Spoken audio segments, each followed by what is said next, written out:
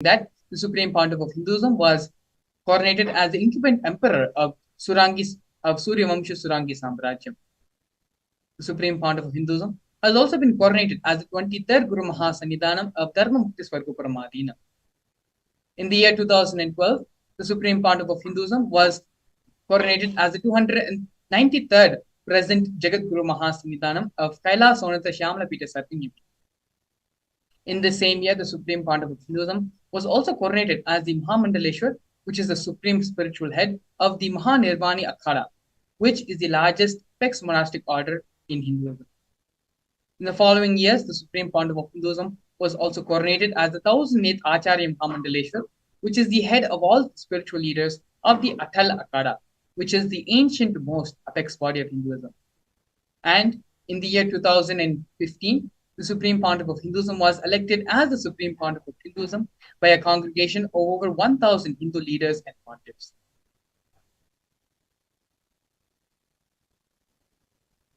The sovereign state of Sri Kailasa is a macrocosmic, ancient Hindu enlightened civilizational nation, whose vision is living enlightenment for all humanity. Kailasa's mission is to revive and share with today's world the practical applications of the greater sciences of authentic Hinduism, including Hindu cosmic physics, Hindu alchemy, Hindu cosmology, Hindu biology, Hindu mathematics, the power manifestation science, and other sciences as revived by the Supreme Pontiff of Hinduism. These sciences were once practiced freely in over 56 nations across the continent, but are now facing extinction due to the persecution over a millennium.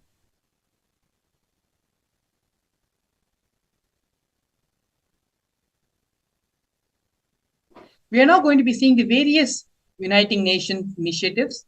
The 108 Sri Kailasa's Uniting Nations initiatives are the 108 different initiatives taken up by the Sri Kailasa Uniting Nations, supporting a variety of humanitarian services which collectively allow for the creation of an enlightened, peaceful, sustainable, equitable, resilient, and thriving world.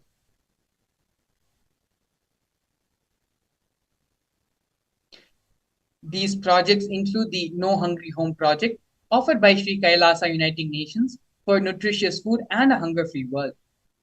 Over the past 27 years, more than 1 billion meals have been served by Sri Kailasa. Every month for the past 27 years, the Hindu ASMT community has served more than 3 million annadans, which are the free organic meals as per the tradition, in religious gatherings to everyone without discrimination. 10,000 meals are served daily, free of cost, and up to 100,000 meals are served on festival days. And as you can see here in many of these photographs, Supreme Pontiff of Hinduism himself is performing the Annadan for all the devotees and disciples gathered.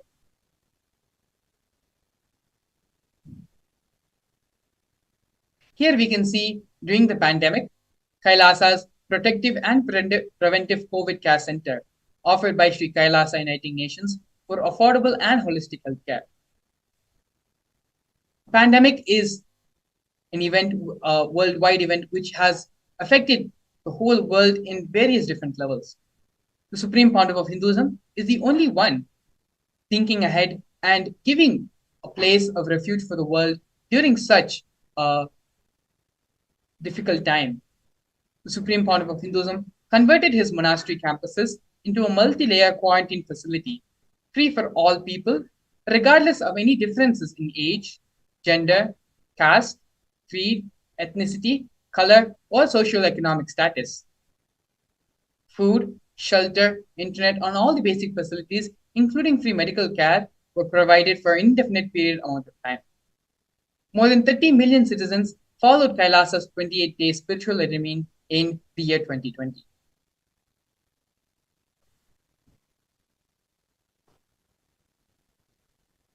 Now we're going to be looking at the Nithyananda Hindu University and the Nithyananda Gurukul offered by Sri Kailasa Uniting Nations for education reform and development.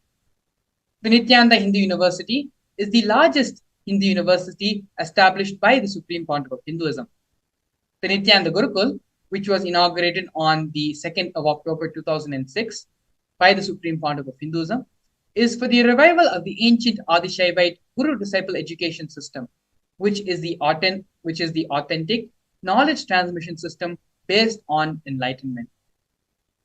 Nithyananda Hindu University has more than 20 million enrollments and over 7,000 free courses, as well as extended campuses in more than 150 countries.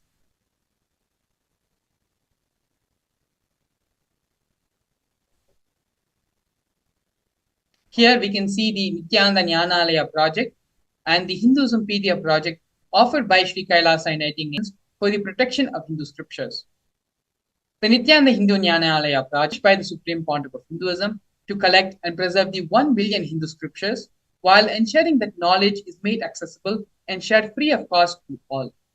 Collecting and preserving 1 million source books on Hinduism. The Supreme Pontiff of Hinduism himself has authored more than 10,000 books in 3 different languages, translated into 50 other different languages, and published 10,000 different articles, given more than 10,000 hours of free discourses with a combined view of more than 1 billion.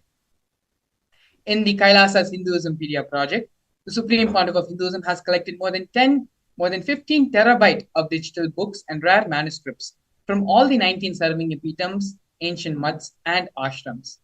More than 1 billion pages on Hinduism, collection of 22,000 digital books, 1,000 e-text books, and over 100,000 articles on various topics in Hindu.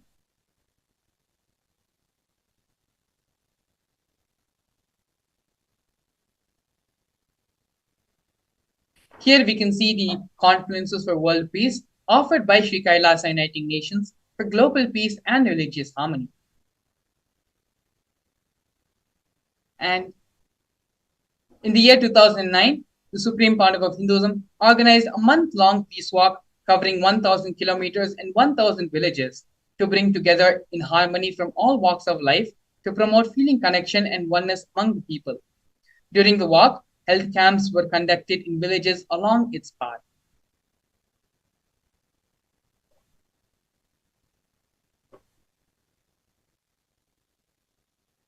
Here we have the women empowerment programs offered by Sri Kailasa Uniting Nations for feminine empowerment and gender equality. Kailasa's Yogini Serving Epitam is the establishment of yoga and meditation universities to empower their quality of life and emphasis on life solutions through the Vedas and Agamas, empowering the indigenous rural women, fighting against wrongful gender stereotyping, gender-based violence, and lack of inclusive and quality learning environments. Some of the initiatives taken by Sri Kailasa Uniting Nations for Feminine Empowerment and Gender Equality are the Kailasas, which is a microfinancing service, Kailasa's Women and Women Empowerment Self-Help Centers, which have been launched in 108 places around the world since its initiation in 2009. Kailasa's Ankita program, which is providing foundational literacy about working of basic community services and infrastructure establishments. Kailasa's Ashraya program, providing vocational training programs to rural and indigenous women to provide equal opportunities and access to independent, self-sufficient financial environments to them. The Supreme Pontiff of Hinduism has revived the Vedic feminism in Kailasa, where 80% of leadership positions have been occupied by women.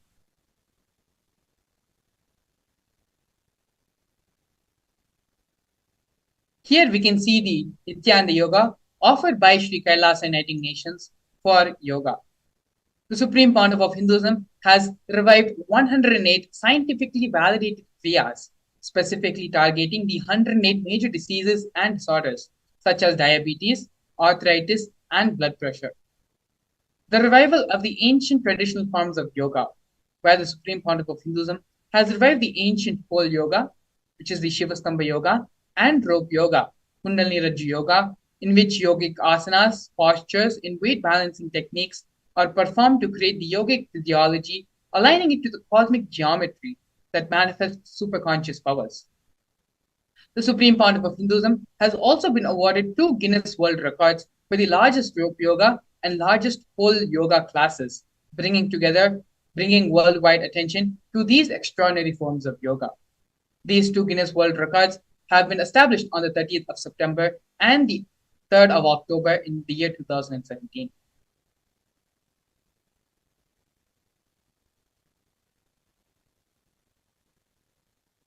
Here we can see one of the most historical moments and milestones in the history of the building of Kailasa nation, where Kailasa, the first nation of Hindus led by the Supreme Pontiff of Hinduism, Bhagavan Sri Nithyananda Paramashivam, spoke on behalf of 2 billion global Hindu diaspora at the 14th session of the United Nations Forum on Minority Issues. A significant milestone in the history of Hindus and the sovereign state of Sri Kailasa happened on the 2nd of September, on the 2nd of December 2021. His Excellency Sri Nityamoksha Priyananda, Ambassador Extraordinary and Philanthropy of Kailasa, representing the persecution of Hindus at the 14th session of the United Nations Forum on Minority Issues. The theme of the forum was conflict prevention and the protection of human rights of minorities. This was the first time the plight of persecuted Hindu minorities was represented in the United Nations. The systematic and generational attacks on Hindu indigenous traditions were highlighted in this meeting.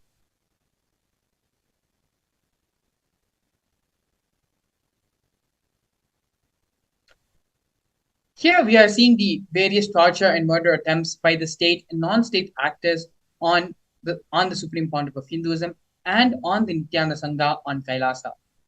Over 70 assassination attempts have been made on the Supreme Pontiff of Hinduism, all physical attacks in India and abroad. More than 40 attacks on community members, destruction of monasteries and temples. Over 60 incidents of attacks of molestation and rape of women and women monks. Intense lawfare through the 100 false legal cases being put on the Supreme Court. One have been dismissed. Intersectional persecution using the entire government mechanism, politically owned media, police and judiciary controlled by politicians, inciting mob violence through the social media. Here you can see the multiple various different ways the anti-Hindu and anti-spiritual elements have been trying to attack and assassinate the Supreme Pontiff of Hinduism. Throughout all this illegal persecution happening on the Supreme Pontiff of Hinduism, Swamiji was unwavering in his intention to revive Hinduism and give superconscious breakthrough to the entire world, through which the establishment of the Hindu nation of Kailasa has happened. So now, after a short break, we're going to be looking into the next segment of today's program, which is the power manifestation, understanding the science of power manifestation, the Shastra Pramana for the power manifestation science, how the Supreme Pontiff of Hinduism is reviving this power manifestation science, as well as the live demonstration of the various powers of power manifestation. We'll be back with you after a short break. A more intelligently connected world leads to a brighter future. An enlightened humanity leads to a better world. During the Paramashivam program, we help people to discover their superhuman possibilities and help them to find and achieve the true purpose of their birth by giving them the techniques, practices, and methodologies from the Vedagamas, the original source scriptures of Hinduism. The Supreme Pontiff of Hinduism is reviving the ancient original Vedas and Agamas in all its glory, in a user-friendly way for the modern mind. The Supreme Pontiff of Hinduism is transforming human beings into divine beings, reviving, initiating, and replicating the 463 powers from the Agamas revealed by Paramashivam. The Supreme Pontiff of Hinduism is not just giving solutions for every problem man faces, but is making them irrelevant to their lives by transforming human beings into divine beings. Listen. Any argument presented by your mind, body, your present reality to establish you are not Paramashiva. You are not omniscient, omnipotent, omnipresent.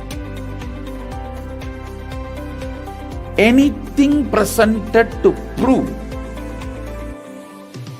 you are not Paramashiva is illegitimate. Decide this. This is super determinism. Understand? Anything you declare as illegitimate will lose power over you, will die in few days, few minutes, maybe in few weeks, whatever few days it takes. It will not have power over you. Understand, this is the method for sudden enlightenment. This is the method for sudden enlightenment.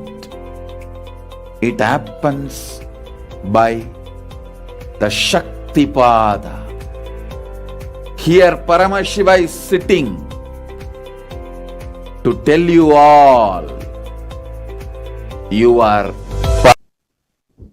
Nithyanandam, we welcome everyone to this beautiful and powerful session on the science of power manifestations. In this session, we are going to be having a beautiful explanation of what is the Shaktis, what are Shaktis, and how they are manifested, how they can benefit our life, and last but most important, we'll be having a live demonstration of the powers of Paramashiva.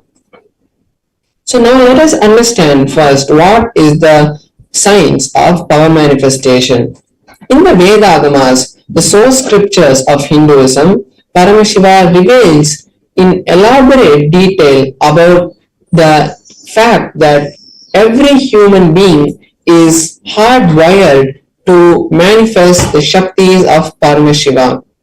Manifesting the powers of Paramashiva are described in a systematic method and science for human beings to explore the various possibilities and powers that are there for that can be expressed by every human.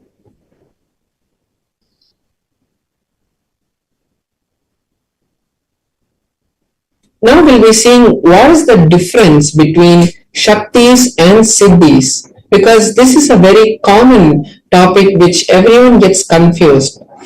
Shaktis are expressed from the space of oneness, from the space of enlightenment as a side effect of feeling connection with the extraordinary divinity or the supreme Paramashiva. And whereas the Siddhis are powers that are manifested while you are on the path of enlightenment and you are doing tapas. Shaktis are of Paramashiva, and when Paramashiva manifests through an ordinary human, these are Shaktis. Whereas Siddhis are not permanent, and Shaktis manifest from the space of initiation. When the Guru directly initiates us into the Shaktis, we start manifesting powers, whereas the Siddhis manifest when we do tapas and distract us from the path of enlightenment. Now we are going to be seeing the main validation of how these powers have been scientifically tested and are foolproof.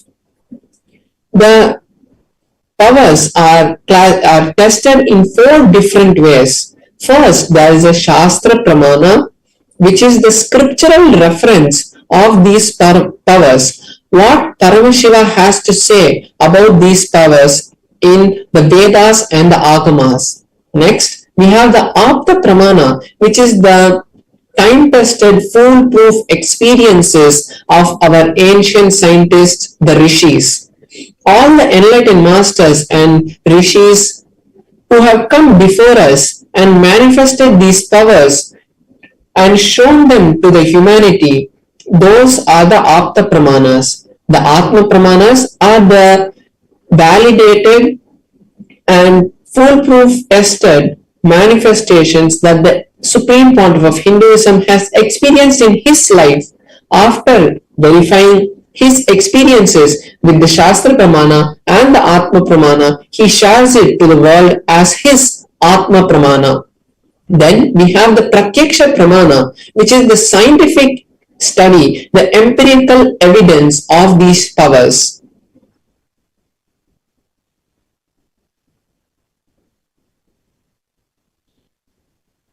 Now we're going to understand from where do these Shaktis come. the source of the Shaktis is Paramashiva.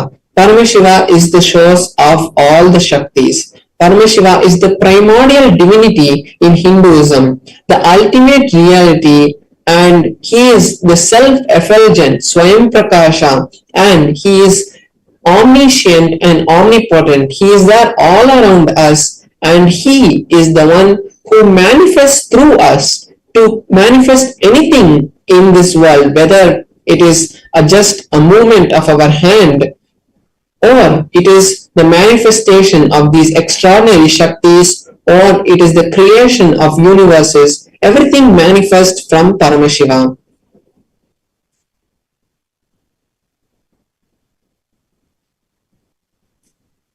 Now, the truth about the Shaktis is that when the Jnana, the ultimate truths, is mapped into our consciousness, the Prajna, and when it manifests, it is called Prajnana, and this is the ultimate truth of how the powers are manifested.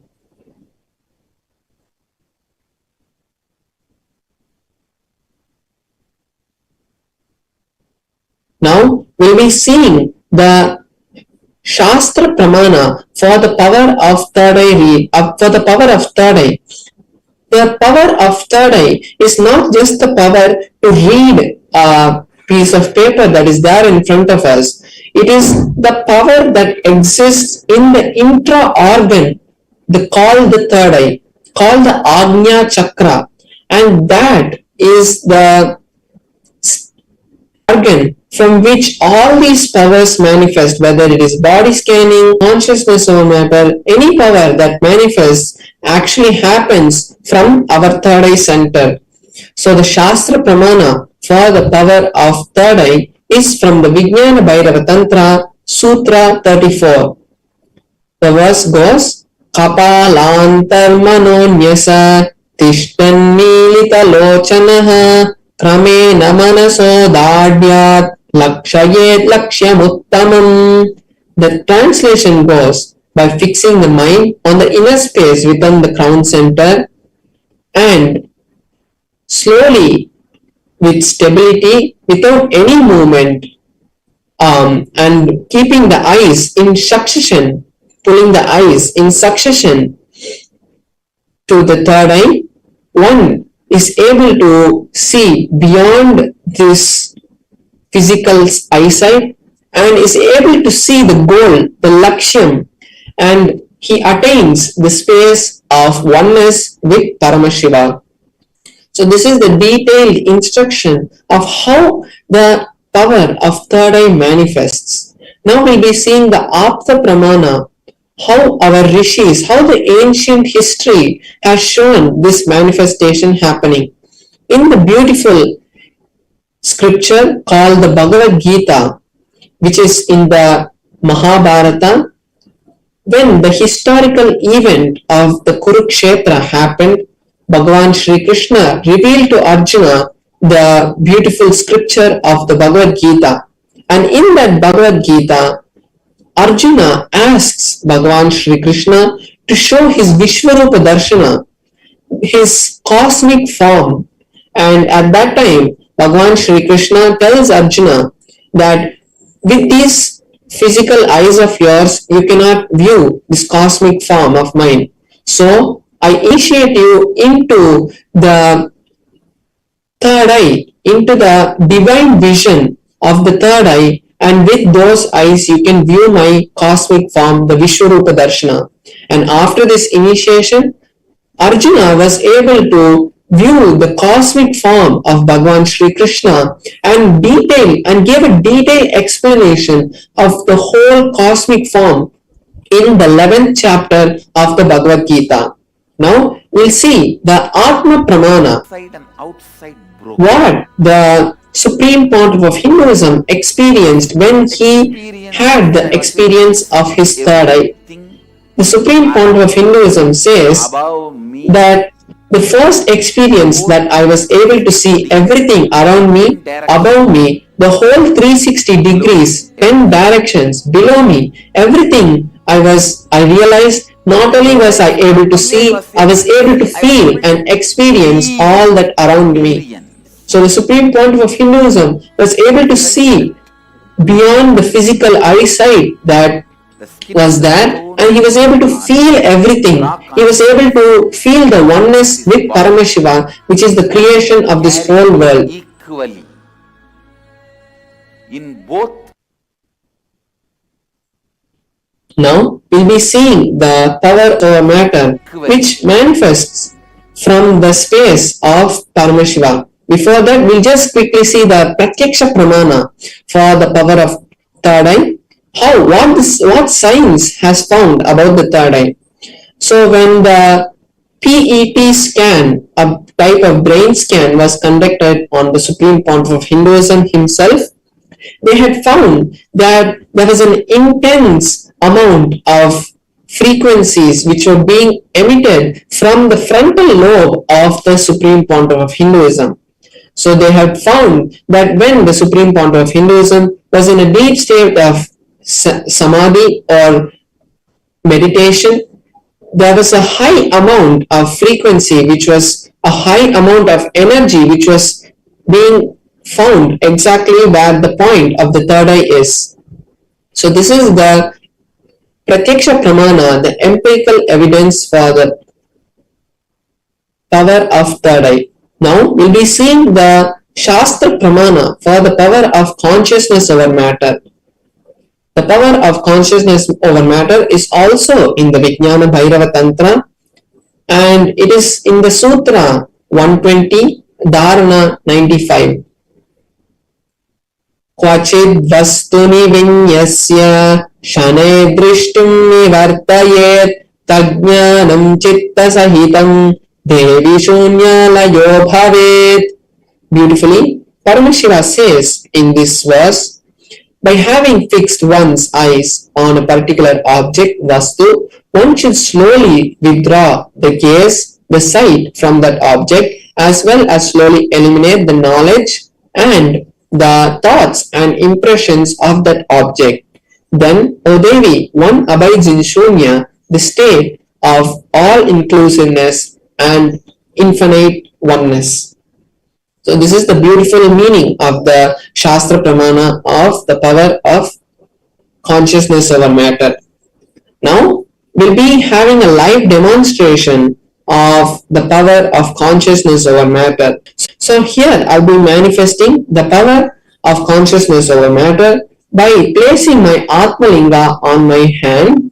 My hand will be placed on a flat surface, and I'm going to be placing my Atmalinga on top of my hand.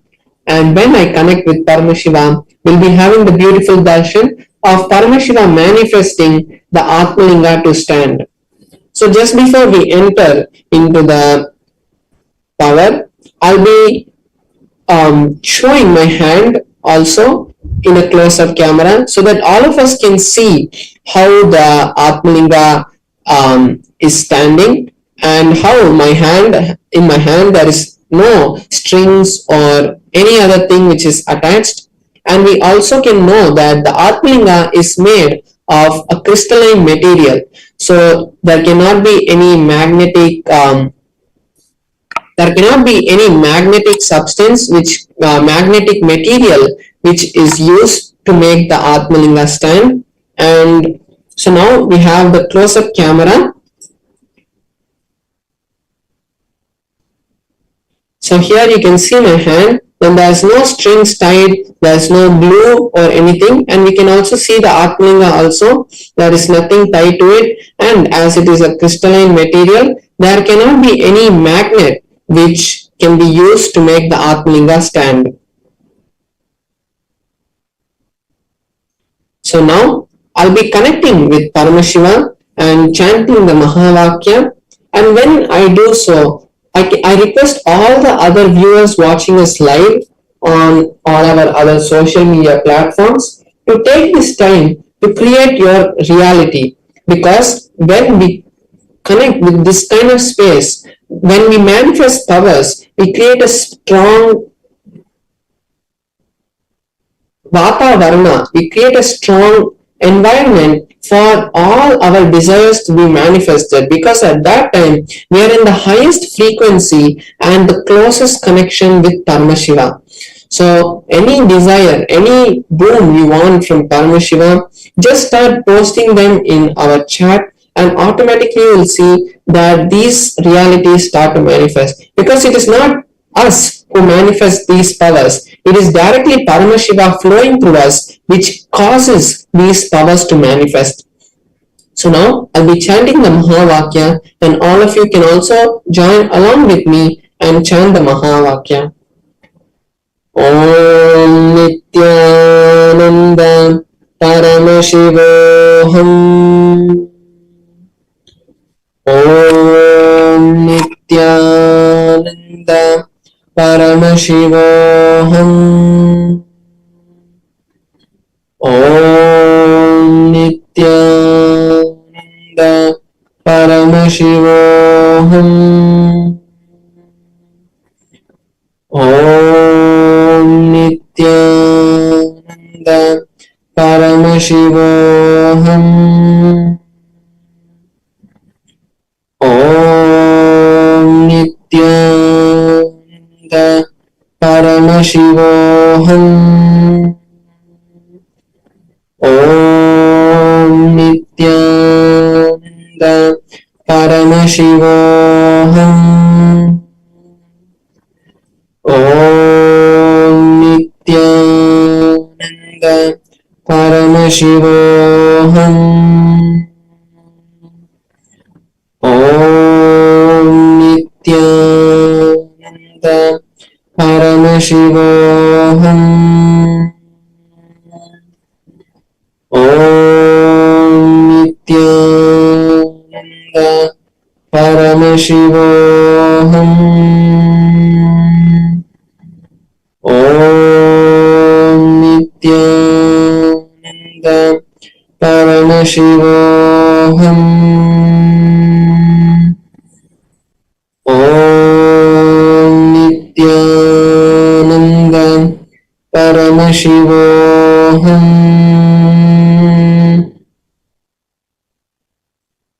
So beautifully, we saw how the Atmalinga rolled.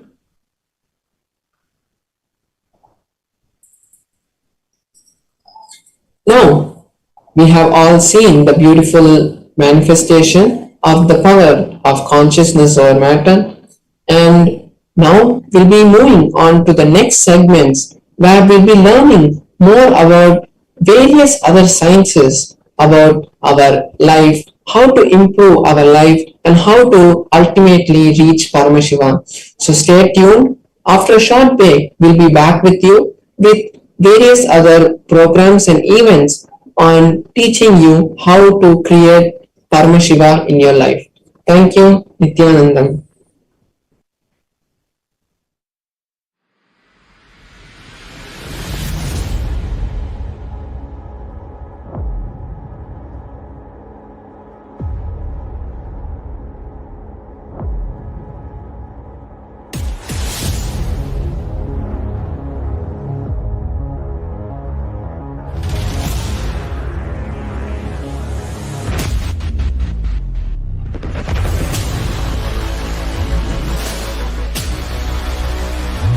A more intelligently connected world leads to a brighter future. An enlightened humanity leads to a better world. During the Paramashivam program, we help people to discover their superhuman possibilities and help them to find and achieve the true purpose of their birth by giving them the techniques, practices, and methodologies from the Vedagamas, the original source scriptures of Hinduism. The Supreme Pontiff of Hinduism is reviving the ancient original Vedas and Agamas in all its glory, in a user-friendly way for the modern mind. The Supreme Pontiff of Hinduism is transforming human beings into divine beings, reviving, initiating, and replicating the 463 powers from the Agamas revealed by Paramashiva. The Supreme Pontiff of Hinduism is not just giving solutions for every problem man faces, but is making them irrelevant to their lives by transforming human beings into divine beings. Listen. any argument presented by your mind, body, your present reality to establish you are not Paramashiva. You are not omniscient, omnipotent, omnipresent. Anything presented to prove you are not Paramashiva is illegitimate.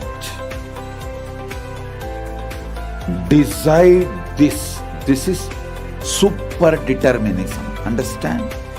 Anything you declare as illegitimate will lose power over you, will die in few days, few minutes, maybe in few weeks, whatever few days it takes.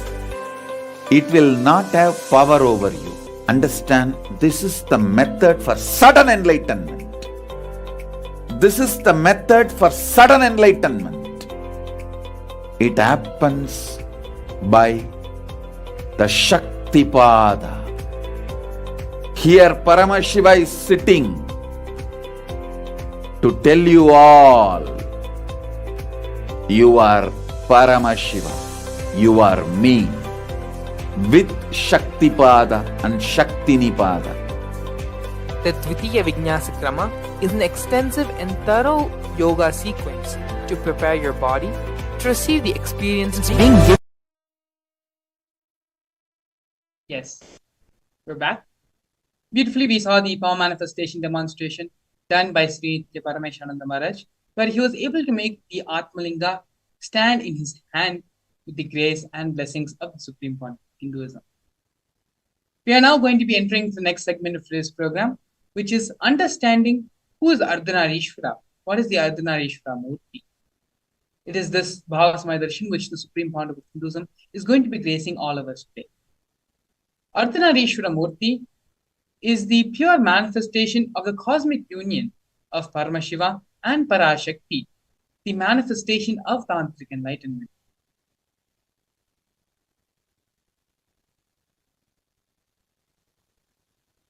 Once, when Devi was meditating, inside her being, the feminine energy got awakened. The 10th day of the Kartikeya Brahmotsvam, Devi becomes part of Shiva, Ardhanareeshwara, and liberates the whole cosmos. Devi is the representative of the whole cosmos, of the whole universe. Whatever has expanded from him, from Devi, he just takes them all back and gives them the feeling, you are my part, reuniting, the reunion.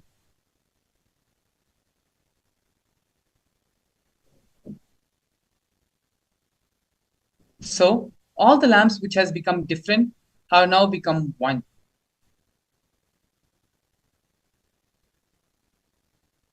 Is Prakriti Devi. By evening, all of them come back and become one with the Purusha.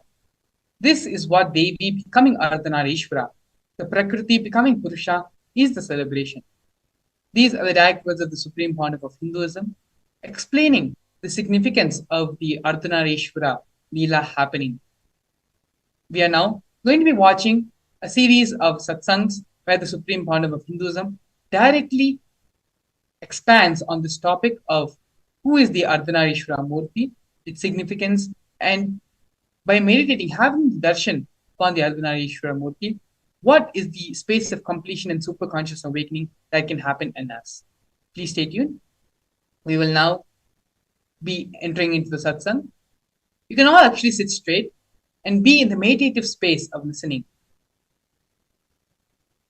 It is only when we are in the space of listening, the words of the Supreme Pontiff of Hinduism get imbibed into our systems.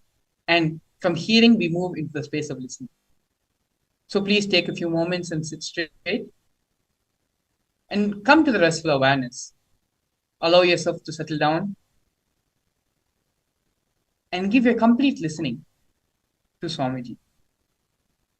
Let us now get ready and watch this video.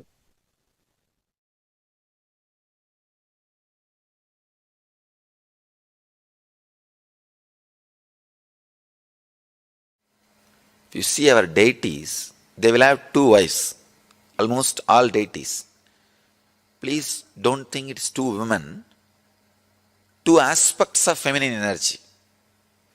One, the aspect which gives the fulfillment, physical pleasure. The other aspect gives fulfillment emotionally as a mother. One aspect which gives fulfillment physically as a beloved. The other aspect which gives fulfillment emotionally as a mother. The very being, the very basic thing of the human consciousness, it can play both the roles. When you awaken feminine consciousness in you, you will see that you are radiating physical fulfillment and emotional fulfillment, which is enlightenment. Practically, which is enlightenment. I'll describe the Arunachala story. The story of Arunachala.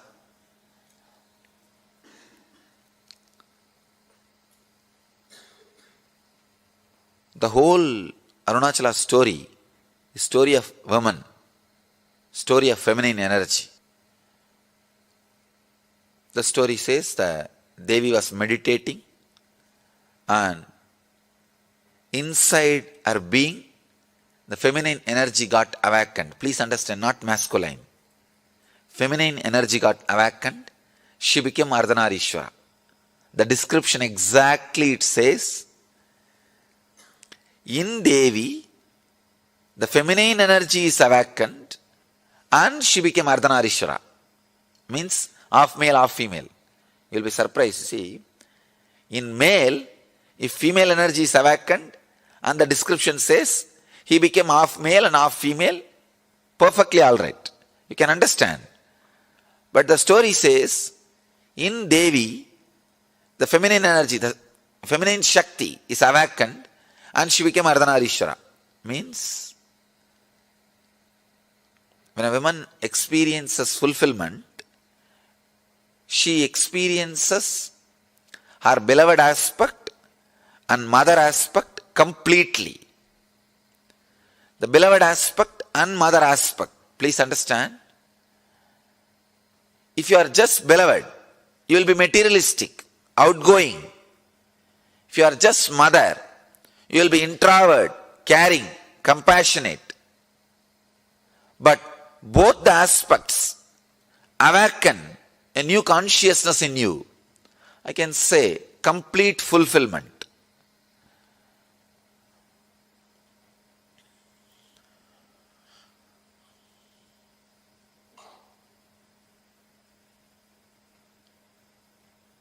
I think with this one example you will understand. All of you can understand.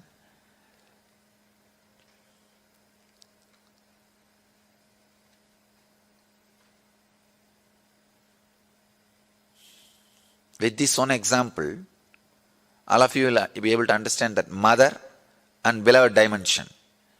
If you are missing the mother dimension, naturally just a beloved dimension cannot fulfill you.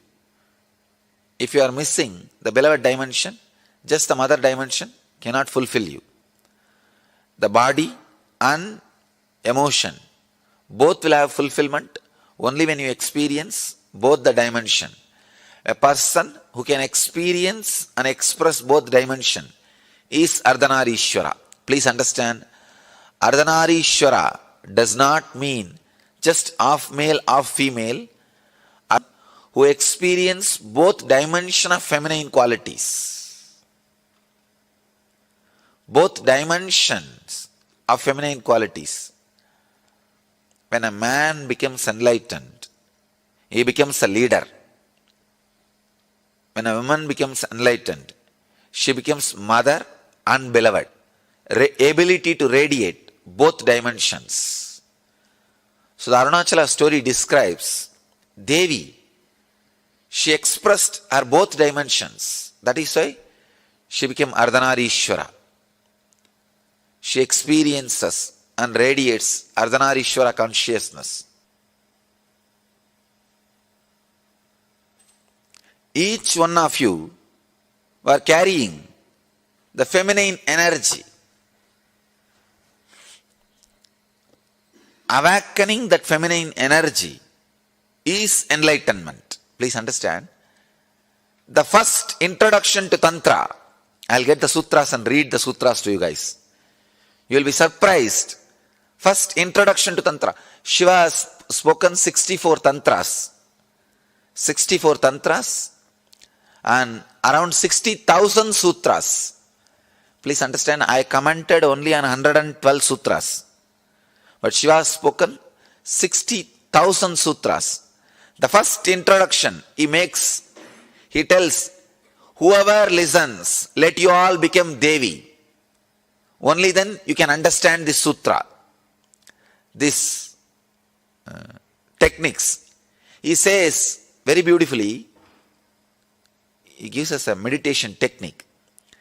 Even the brain setup, even the thinking, the body, physical body language, the mental setup, whatever you know as feminine consciousness, or women, meditate on that.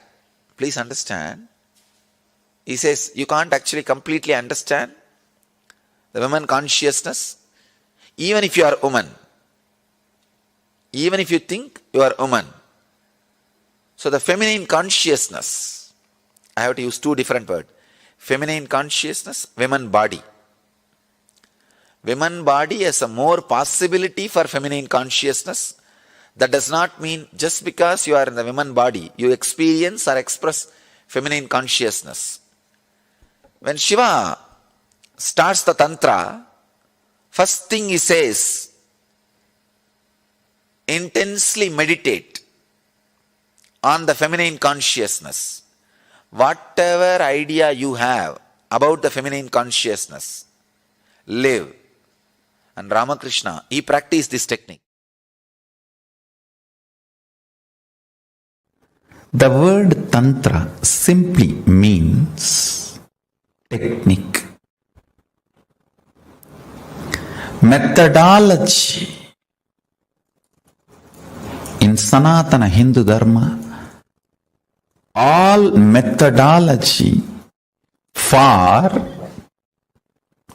manifesting the state, space, powers and being of Paramashiva is called Tantra. That's it. Please understand.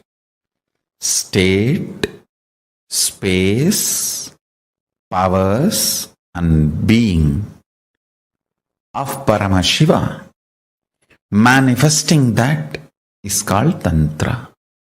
Any methodology adopted for that purpose is called Tantra.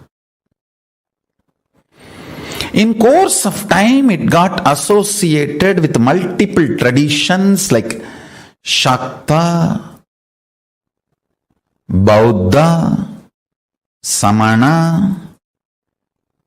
In multiple sampradayas, orders, traditions of Hinduism, it got identified, associated, started having different connotations, and then comes the anti-Hindu narratives, anti-Hindu forces, Hindu-phobic forces contains this word and boxes it inside gory sexual activities and orgies. Without any understandings and reality, I tell you, Tantra is the most anti-sex practice. In real tantric practice, whether you do it with your own being or you do it with some beings outside,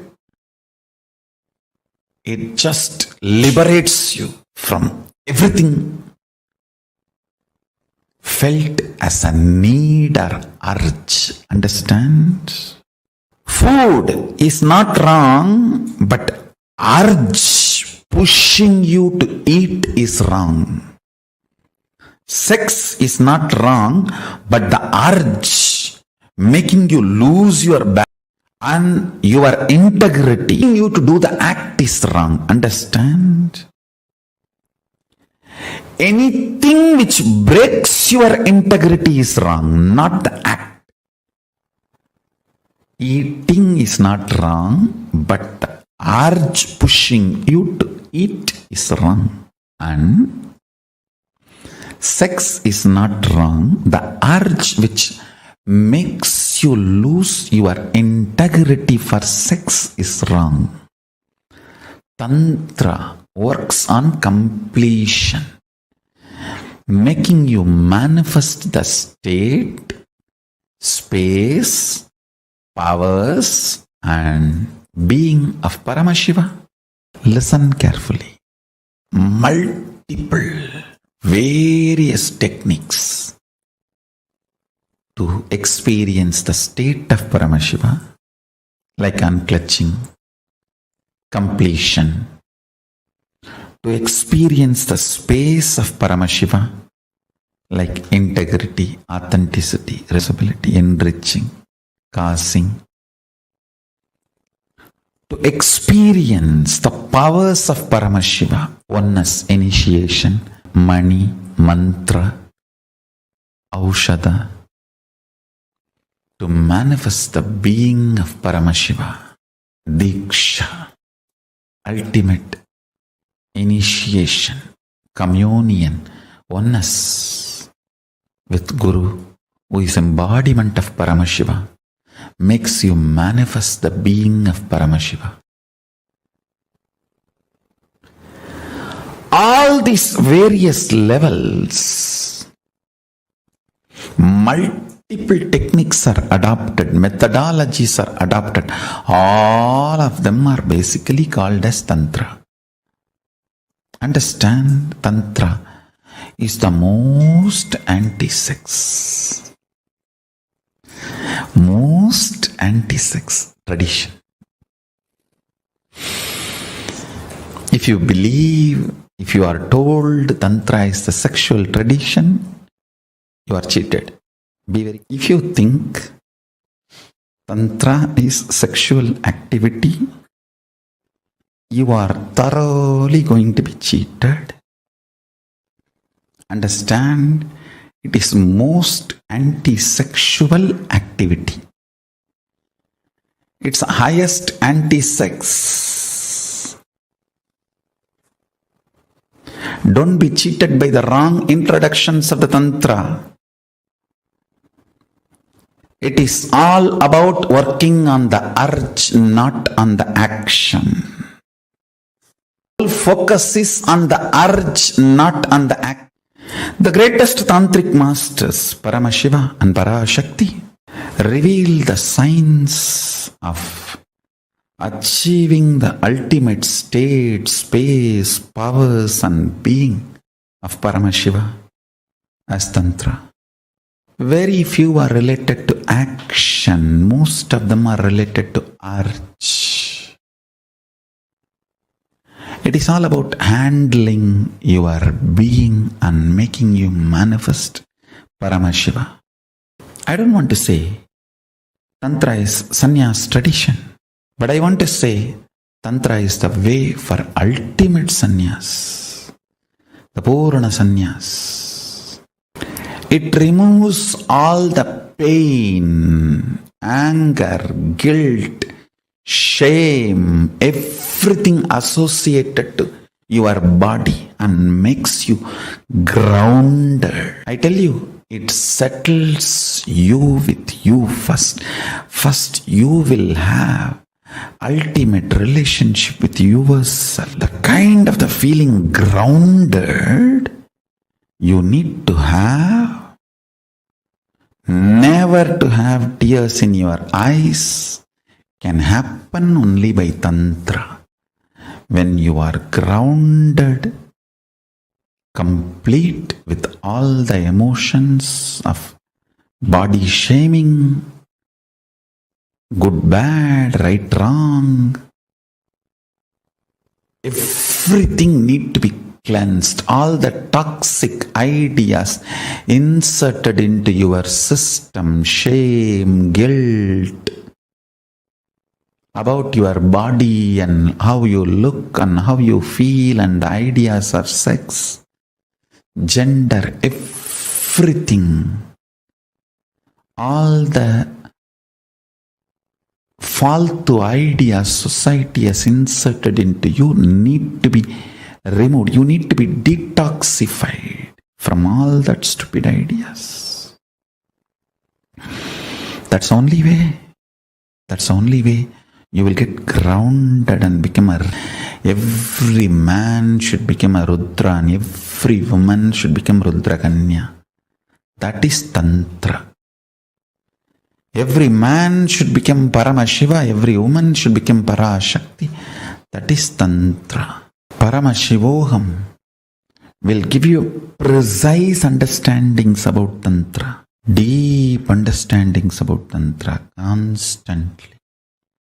You demanding yourself and behaving even with yourself as Paramashiva and manifesting the qualities and state, space, powers and being of Paramashiva continuously in your actions, in your life, in your thinking, in your emotions, everything. That is Tantra. That's all is Tantra. Understand? Life in all its possibility manifesting is Tantra. The Paramashiva in you and Parashakti in you becoming one, the communion and experiencing oneness is Tantra.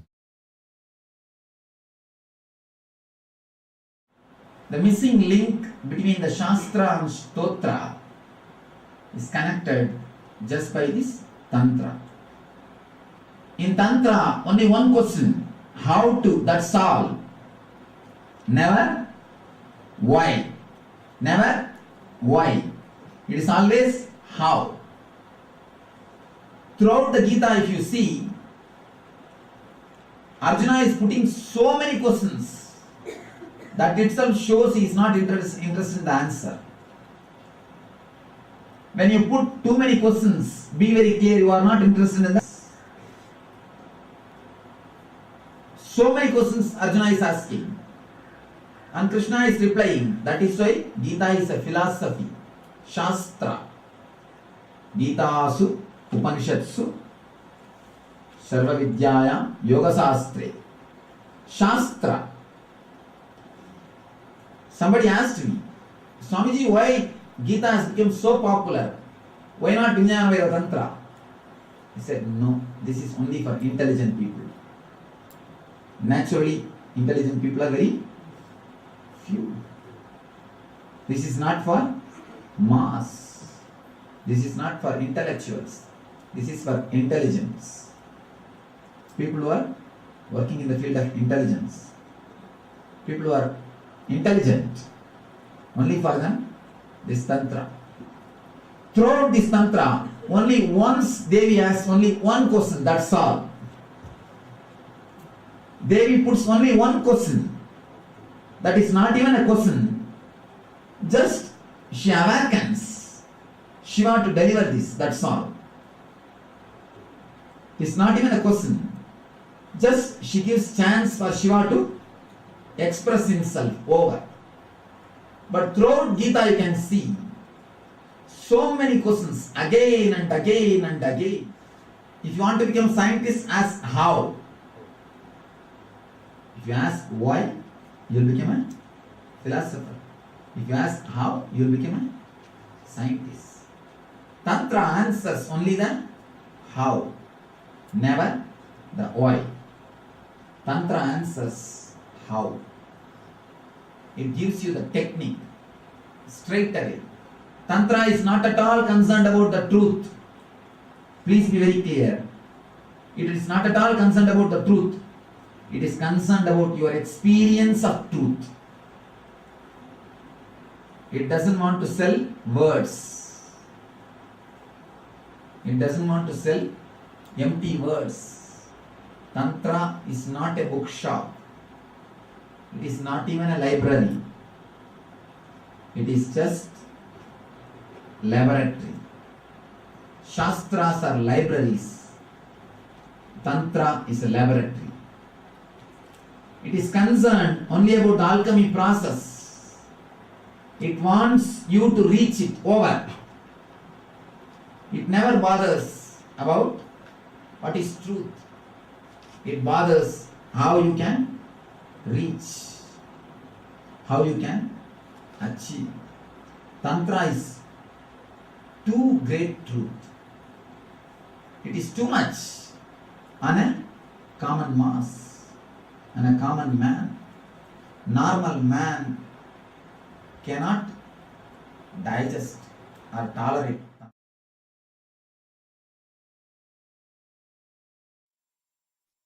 Kailasa is the ecosystem I am manifesting.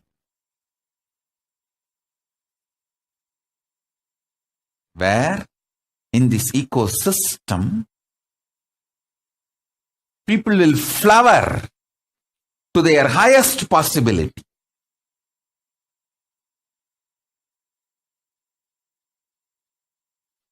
When people are feeling bored, couples are feeling bored, tired, that middle age boredom and tiredness hits them,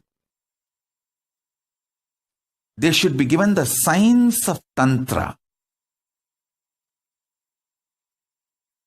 They should try to find oneness, not just body alone, through the mind, the common goals, common emotions, commonly what they enjoy, art, science, different fields.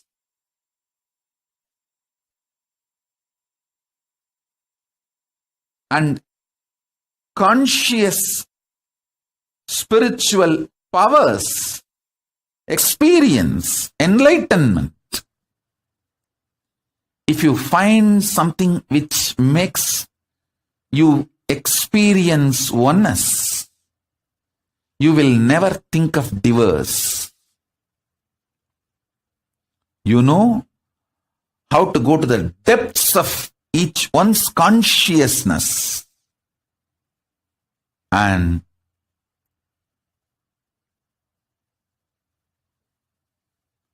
manifest oneness. You will not feel tired or bored with the other person. You know there's so much to explore. So much of possibility is there. This is the science of Tantra.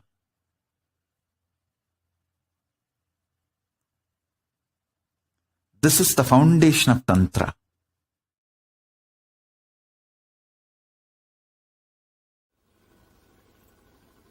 Shiva is embodiment of love. This very story, he gets married after the Manmata was burned, shows the marriage was pure love. It was pure love, the pure bhakti, the pure Anahata Chakra is embodiment of Anahata Chakra. Understand? There is a beautiful description of Shiva and Parvati's relationship in Tantra. The description says the Shiva had the motherly attitude towards Devi. The relationship was described. I was surprised when I read those descriptions. It says Shiva felt Devi is his own mother. A strong motherly connection means what? The pure Anahata. The pure Anahata energy. When the pure Anahata energy is experienced, you feel with the whole world. Either you feel that you are the mother of the whole world, or you feel the whole world is your mother.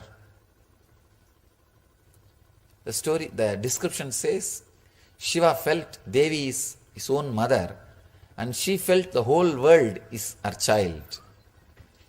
If you are the female psychology, when Anahata opens, you will feel everybody is your child. When you are in the male body, when you are living with male psychology, if the Anahata opens, you will feel everybody is your mother.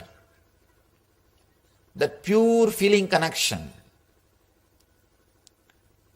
When the inner awakening happens in your anahata, if you are in the male body, you will feel the whole world is your mother. The whole world is mothering you, protecting you, carrying you. The existence loves you. Existence is fulfilling itself through you. Please understand, you are the expression of existence, strong, pure will. You are not an accident. You are conscious miracle of existence. When your anahata opens, I tell you even this one example you can understand. If you fall in love with somebody, suddenly, even if you fall in love with one person, suddenly you will see so much of fulfillment. And you will feel everything is so rosy, flowery, green. It's because of anahata. Love has the quality to give you the feeling that whole world cares for you. Whole world mothers you. Shiva's anahata is awakened anahata. That is why even with Parvati, with Uma, he has such a deep feeling of motherly love. What Ramakrishna and Sharada Devi exhibited, that strong feeling of motherly love means awakened anahata. Tantra is consciousness-centered tradition. It is not body-centered, mind-centered, emotion-centered. It is consciousness-centered tradition. Adhara chakra, symbolic conscious representation of the sex energy, is described with the 4 petals, lotus. 4-petal lotus.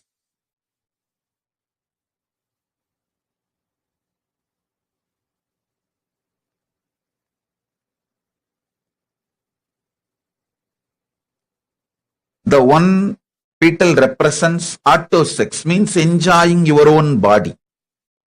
Like even eating tasty food comes under autosex. Eating tasty food up to masturbation, whole thing falls under autosex. Enjoying your own body. The second is enjoying your own gender, same sex. Third lotus petal is enjoying the opposite gender. The fourth lotus petal is enjoying the whole cosmos, universe. Having union with this whole universe. That's the fourth petal. Listen. Ardhanareeshwara is the manifestation, represents all the 4 completion, fulfillment, the all 4 dimensions in you. When it manifests into the complete completion, you become Ardhanareeshwara. Ardhanareeshwara manifests in your body. I tell you.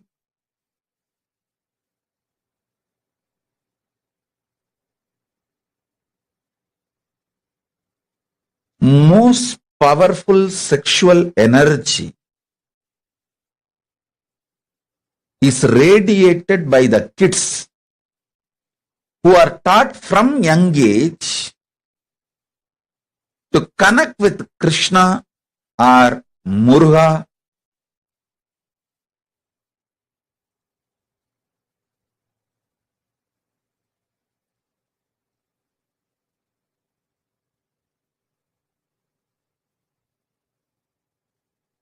Understand?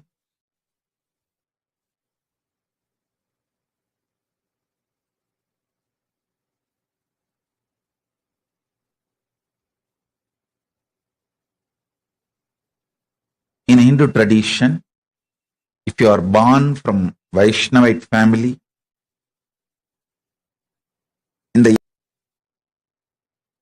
you will automatically pick up Krishna as your beloved if you are in the female body, if you are in the male body as a friend.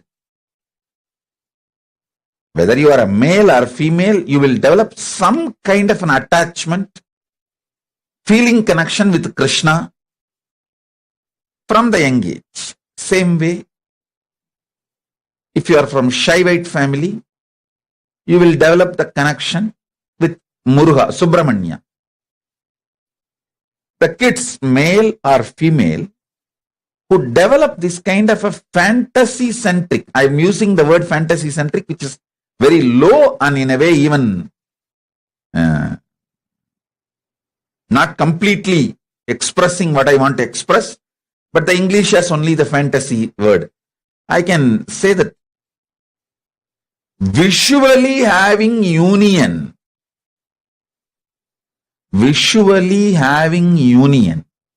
with Krishna or Muruga, even intimate friendship,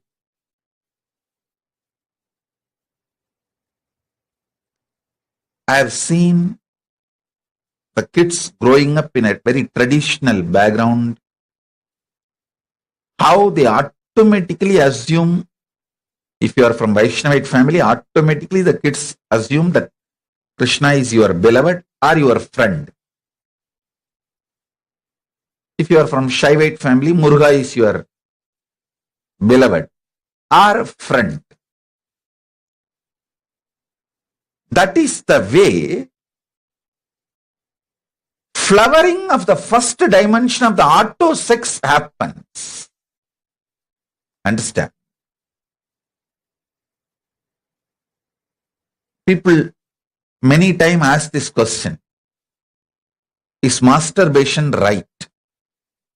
Paramashivam answers this question in Tantra. In masturbation, you don't accumulate new muscle memory, but you accumulate biomemory. So, who you remember, with whom you connect, fantasize, imagine, visualize, and have enter into the masturbation act, you receive that person's biomemory. Listen carefully. The act masturbation itself is not looked from the prism of right or wrong in Tantra. It is looked at profit loss. If you connect with the higher conscious beings, even masturbation, you receive their biomemory. See, when you enter into a physical sexual act, you receive muscle memory, bioenergy, all the three from the other person. You should know even male receive from female and female also receives from male. It is give and take. That is why multiple partners, especially who are lower your consciousness, you may have pleasure but not peace. You may have pleasure but not peace, because the exchange of muscle memory, bioenergy complicates and makes the inner space mess.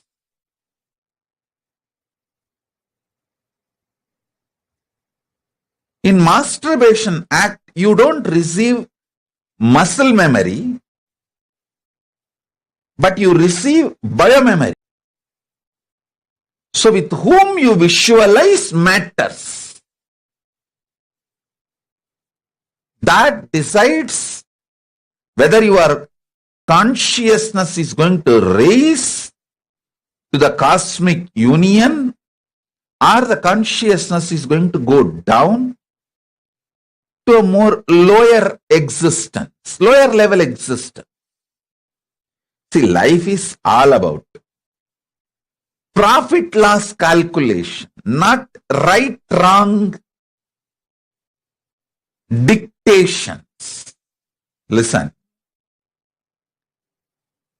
Tantra does not look at life as vidhi nisheda.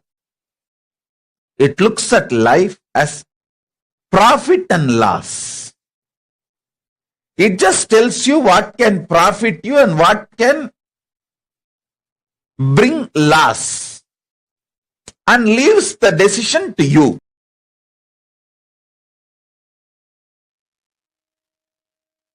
Yes, beautifully the supreme founder of Hinduism expand on what is the authentic science of Tantra and how it has been misrepresented for so many of years. The supreme founder of Hinduism also gave clarity on how we can raise ourselves to become in union with the whole cosmos. Let us now look into the internalization exercise based on the teachings which Swamiji has given. We're now going to be looking at the body and the internal organs as well as the intra-organs, which is our consciousness. Information you received through your senses from the outer world and the actions you do, both of these travel into the internal organ and from there to intra-organ, and from there impacts the consciousness which is operating the system. Same way, any conscious decision will persistence you take moves from consciousness to your intra-organs, from intra-organs to your internal organs, and from your internal organs to your body. Understand, all the diseases travel from body to consciousness. All cures travel from consciousness to body. All the bad things from body to consciousness, and all the best things from consciousness to body. That's all is Tantra. These are the direct words of the Supreme Founder of Hinduism, delivered to all of us on the 12th of January 2018. Information from senses travel from a body to the internal organ, to the intra-organ, and then to consciousness. When you take a conscious decision, the will persistence travels from your consciousness to your intra-organs, to your internal organs, and then to your body. Apply this formula in your pleasure, in your pain, in your eating, in your sex, in your seeing, in your music, in your dance, in your spiritual decisions, religious decisions, economical decisions, cultural decisions, social decisions, political decisions. Pen down your understandings. For example, your conscious decision to do yoga at 5 a.m. every morning travels from your consciousness to your intra-organs, to your Agnya Chakra, the third eye, the seat of will, and from there moves to your internal organs and to your body. So we are now going to be taking the conscious decisions which we want to take in our life. Here we have another example. You see your favorite food in a hotel, restaurant, and your body sends a signal to the internal organs. Your stomach starts feeling hungry, saliva starts getting produced in your mouth. The signal travels to your intra-organs. Your root center, Mooladhara Chakra, gets triggered.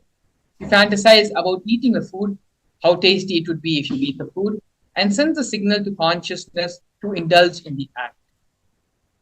In the same way, apply this formula in your pleasure, in your pain, in your eating, in your sex, in your seeing, in your music, in your dance, in your spiritual decisions, religious decisions, economical decisions, cultural decisions, social decisions, and political decisions. Pen down your understandings. This example is a very practical and very understandable example. The information which is being perceived by our senses in various different ways, through sight, through the hearing, through the touch, information which we are receiving through our senses is being sent to us from our internal organs to our intra organs, and then finally to our consciousness, where the decisions are made. All these decisions are reactionary decisions which we are taking based on the information which is being received by us. In the example which is beautifully given here, when you see a food and you know how it tastes, you start desiring that. The information is being perceived from your eyes, and from your eyes it goes to the rest of your internal organs. You start feeling hungry, the saliva starts getting segregated in your mouth, and then this information, this impulse pushes your consciousness to take this decision of indulging in the act of eating food. So the same way how throughout our life, throughout our day-to-day activities, so many of our decisions are being made based on the reactions which we perceive, which we are taking in from our senses. Let us now take the conscious decisions which we want to manifest in our life. As the example we have previously seen, in yoga, if we want to get up in the morning and do yoga, it is a conscious decision, conscious will to wake up in the morning at 5 o'clock every day. Taking that decision from your consciousness, it travels to your third eye center, the seat of the will persistence where the decisions are made. And from there, it gives the instruction to the rest of the body. So in each conscious decision you want to make for your life, pen those decisions down. And from that, start thinking from this new understanding, how with these conscious decisions, which intra-organ it will be sent to, from where the rest of the body receives them. Please go ahead and get a pen and paper to sit down and start penning down all your understandings and all the conscious decisions you want to take from here on forth.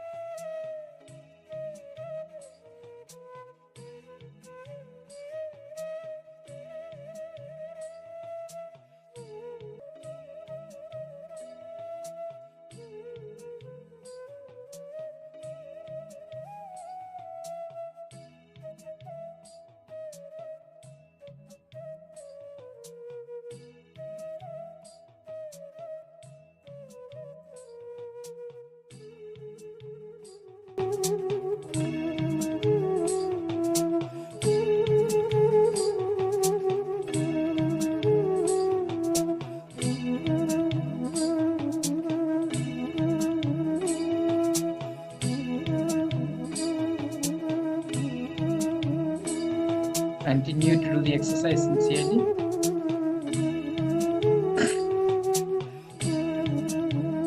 Continue to do the exercise sincerely.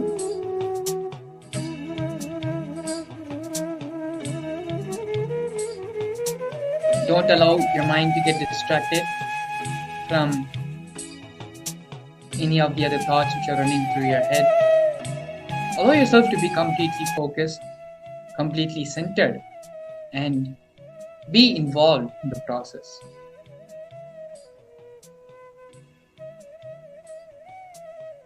Let us use this opportunity, this space the Supreme Pontiff of Hinduism is giving us all, before we enter into the Bhava Samadhi Darshan, to allow us to expand and allow the superconscious breakthrough to happen. When we do these processes, these internalization exercises, we open up the door in our being to allow the Supreme Pontiff of Hinduism to land in us when the Bhava Samadhi Darshan is happening. So please continue with the exercise, with the workshop. Very sincerely, please sit and write all the new cognitions, new thought currents, new understandings you want to carry now going forward, and map them from your consciousness to which intra-organ from where the signals will be sent throughout the rest of the body. Please continue.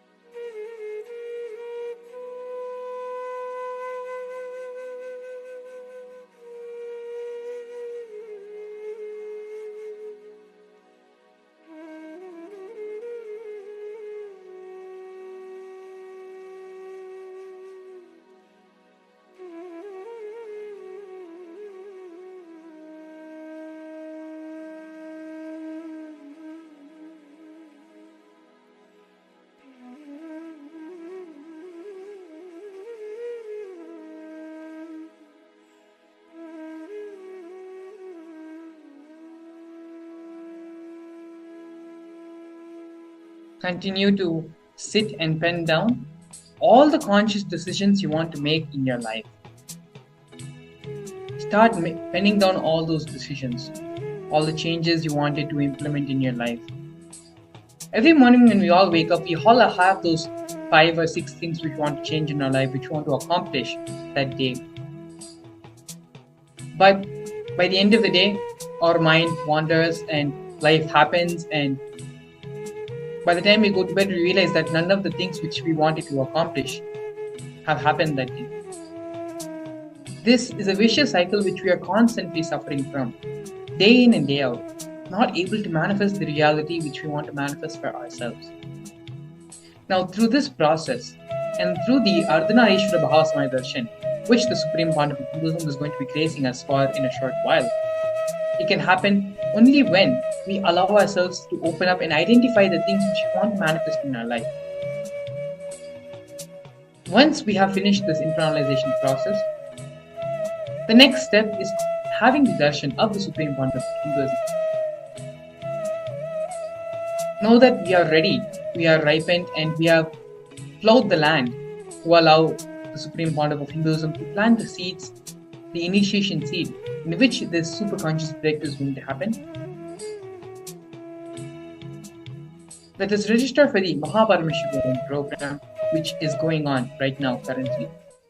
Every day, the Supreme Pontiff of Hinduism is gracing all the devotees and disciples attending the program with various Bhava Samadhi Darshans, manifesting a new and different form of Paramashiva each day.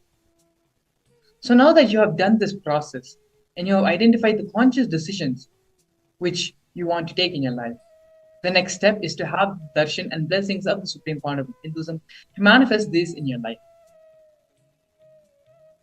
For this, go over in the video on the bottom, there is a scroll running, to visit the paramashivohom.org website.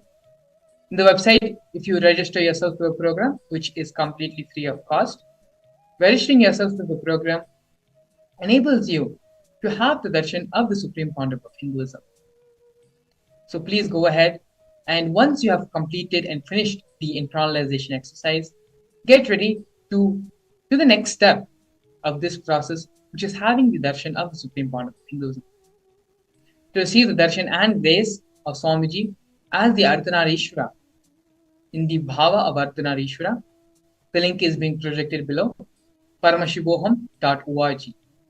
You can visit the link and register for the Paramashivam program for not only today, but every single day from now onwards till February 9. The Supreme Pontiff of Hinduism is going to be delivering these Bhava Samadhi Darshans every single day. Not only that, from February 9 to February 28, we have the Paramashivam program, which is going to take place. That is another life transformative life-changing opportunity. So, doing the internalization exercise alone is not enough. What we are doing right now is just plowing the land of our body to be ready to reap and receive the blessings of Swamiji. So with this, please complete the internalization exercise and head over to paramashivam.org to register yourself for the Paramashivam program. With this, we're going to be entering the next segment of today's program. We'll be back with you shortly after the break. Since the beginning of time and space, Bhagwan Paramashiva, the all-powerful, all-pervasive, and all-knowing ultimate superconscious existence, revealed in the Vedas and Agamas, the source scriptures of Hinduism, the truths about himself and the manifested universe and its multidimensional and simultaneously existing dimensions and worlds, also known as parallel universes or vertical time zones. त्रुट्यादि प्रत्ययस्यार्थ कालो माया समुद्भवः. The Kala Tattva, which gives rise to the knowledge of various time zones and parallel universes such as Truti and others, is originated by Ananteshwara from the impure Maya.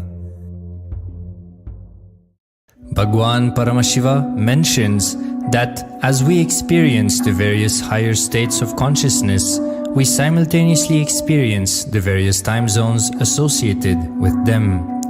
We get transported to the parallel universes and experience the other dimensions of our own existence, of our own personality. Listen, Subarloka is all about stable bliss, absolute health and stable bliss. Maharloka is all about the highest peak possibilities. Jana Loka is the place where you can exist in multiple bodies at experience oneness as the super reality. Tapaloka is that last struggle you go through. Sometimes you know you are Paramashiva, sometimes you just slip off, but again you say, I am Paramashiva. That space is the Tapoloka, an absolute surrender. Whether I am remembering, I am manifesting Paramashivatva, or I am deluded, I surrender both to Paramashiva. When you take that decision, you are lifted to Brahmaloka. You move to the Brahmaloka. The deep surrender lifts you to Brahmaloka. Then from there, you move to Parandama, Vaikunta, and Kailasa, then Mahakailasa itself. The key to unlock these parallel universes is hidden in the spine of the human body. Human beings, only human beings on this planet Earth are empowered, hardwired, capable of migrating to parallel universe. Understand? Your spine is not only hardwired, capable of fueled, charged to lift you off to different parallel universes. Sukritan manavo bhutva jnani chen mokshamapnuyat chaturashita-laksheshu sharireshu sharirinam namanusyam vina yatra tattvahanantu labhyate. Of the 8.4 million bodily forms, the human body is the most important, for it is this form in which one gets knowledge of the essence. This knowledge of essence cannot be attained in any other form other than human. The possibility you have need to be told to you. Understand? Even though animals have spine, because the majority of the time they spend horizontally, the spine is not capable of getting fuel with a subtle fuel called ojas. The ojas need to be filled in your spine and the kundalini need to be ignited for you to reach parallel universe and different vertical time zone spaces. When our state of consciousness is raised, we start experiencing these higher lokas, allowing the various possibilities and powers available in these universes to start expressing in our own human body. Recently, scientists have discovered that the human body, particularly in the brain, naturally produces light in the form of biophotons, and that when our state of consciousness is lifted, the brain moves from producing a normal 20 photons of light per centimeter square per second to more than 100,000 photons of light per second. That shows us that as we start to experience higher and higher states of consciousness, we start to produce huge amount of light, which is directly proportional and translatable to the amount of possibilities and powers that start to manifest on this plane, as well as the freedom from pains and sufferings experienced by beings in lower states of consciousness. These higher lokas gives you various possibilities, powers. For example, visualize you going to a different country where the electronic gadgets are easily, freely available. So naturally, everything you can gain through the electronic gadgets will be available to you freely. Same way, Kamadhenu, Karpaga Vriksha, Parijata, all these are like different gadgets, possibilities available in different lokas. Please understand, a permanent, irreversible power manifestation from the upper lokas is possible. When powers start to express in the human body on the Bhuloka, our present plane, we reach a point of no return, where the cognitive shift which happens in us about who we are and what is the reality hidden behind this perceivable world frees us from the deluded ideas we have about ourselves and the life in the cosmos. The moment your consciousness is empowered to access and to exist in the parallel universe, no force in this Bhuloka, planet Earth, can torture you, abuse you, suffocate you. It is irreversible, permanent enlightenment, irreversible, permanent empowerment.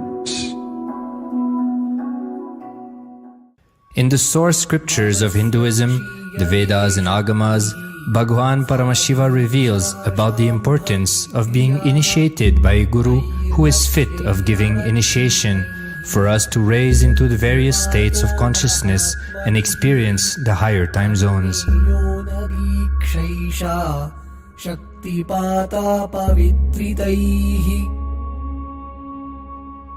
The potency of Anavamala, which veils the innate and essential nature of the soul, is set into the decaying phase by this specific activity. Such specific activity is characteristically called Diksha. The intimate communion between the blessed one and the blessing one is very rare and difficult to occur. The Supreme Pontiff of Hinduism, Jagat Guru Mahasannidhanam, His Divine Holiness Bhagwan Nithyananda Paramashivam, is the 1008th incarnation of Paramashiva as per Hinduism, living amidst us today. Starting out at a young age and enduring years of intense penance, he persevered with the single-pointed vision of experiencing the ultimate oneness with Paramashiva, known as Paramadvaita. He traversed the length and breadth of India, initiated by his gurus into yoga, tantra, and other Eastern metaphysical sciences. After having many profound spiritual experiences, he finally received the ultimate experience of Paramashivoham, I am Paramashiva, from his guru Ardhanareeshwara, an incarnation of Paramashiva himself in the holy town of Tiruvannamalai in South India.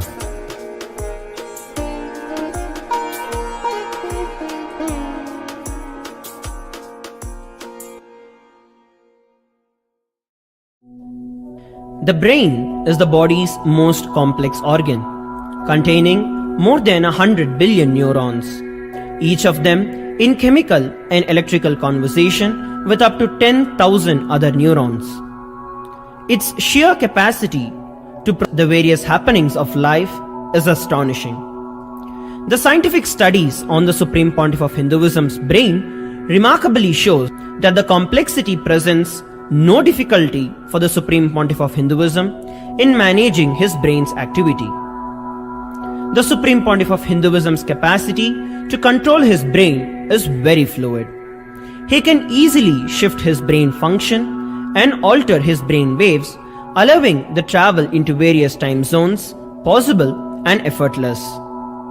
The results from the scientific studies conducted on the Supreme Pontiff of Hinduism showed that the human body and brain is able to choose to alter the body and to travel to other dimensions at will. The possibility for people to experience the healing capabilities as well as the higher states of consciousness is an event of immense benefit for humankind. The science of altering the rates and progression of many physical diseases, mental instabilities, and ultimately the superconscious breakthrough has now been made available and achievable for today's humanity. The Supreme Pontiff of Hinduism is a bridge between the visible and the invisible. He is also a bridge between the age-old world of mysticism and the modern world of science and discovery. As brain research continues on a widespread basis, and as we appropriately bring the phenomena of mysticism into the realm of science for further study, we are taking strides on the path of physical and mental health as well as superconsciousness. I'm going to empower, enlighten each and every one of you with the fuel and energy of the parallel universe. It can make you tireless forever. It can just kill the boredom once and for all in your life. It can just make you manifest third eye power right now. You may experience intense levitation right now. You may experience absolute flexibility of the body and complete detoxification, a complete healing right now. There can be multiple possibilities. I'll infuse this intense supernal effulgence DNA, Tejas, Ojas, Kundalini Shakti into your spine to consciously lift you to Mahakailasa.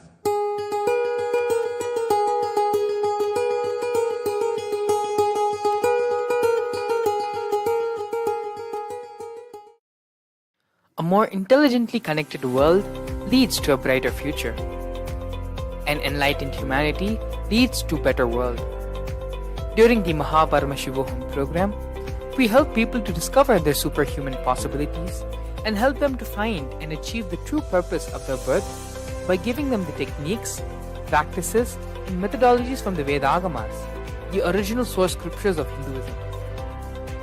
The Supreme Pontiff of Hinduism is reviving the ancient original Vedas and Agamas in all its glory in a user-friendly way for the modern mind.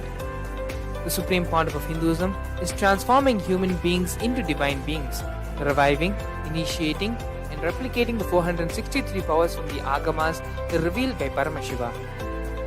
The Supreme Pontiff of Hinduism is not just giving solutions for every problem man faces, but is making them irrelevant to their lives by transforming human beings into divine beings. Listen. Any argument presented by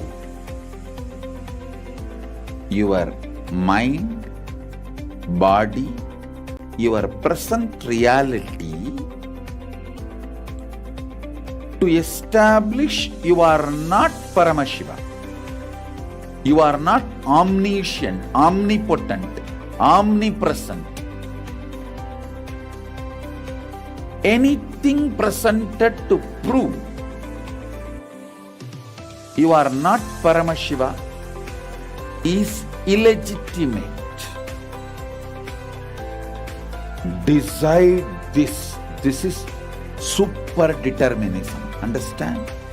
Anything you declare as illegitimate will lose power over you, will die in few days, few minutes, maybe in few weeks, whatever few days it takes.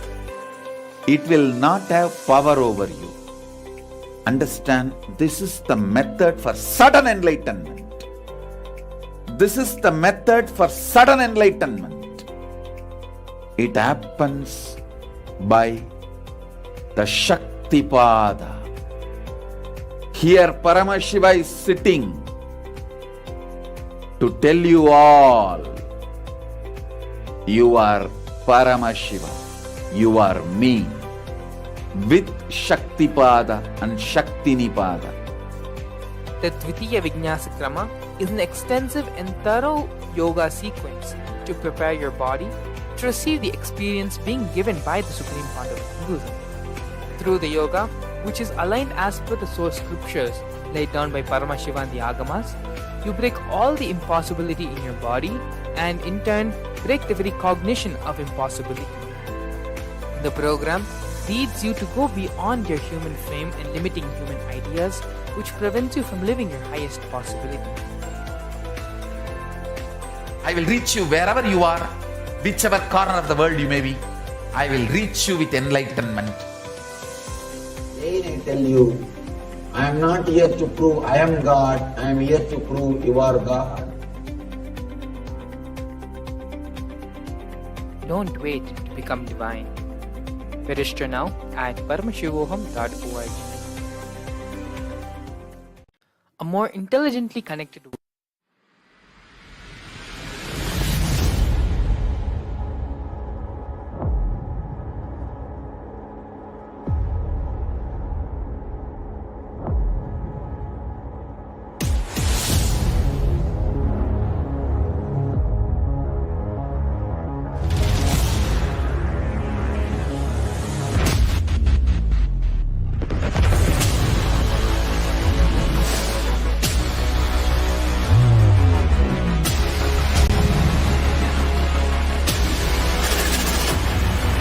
You will become Paramashiva.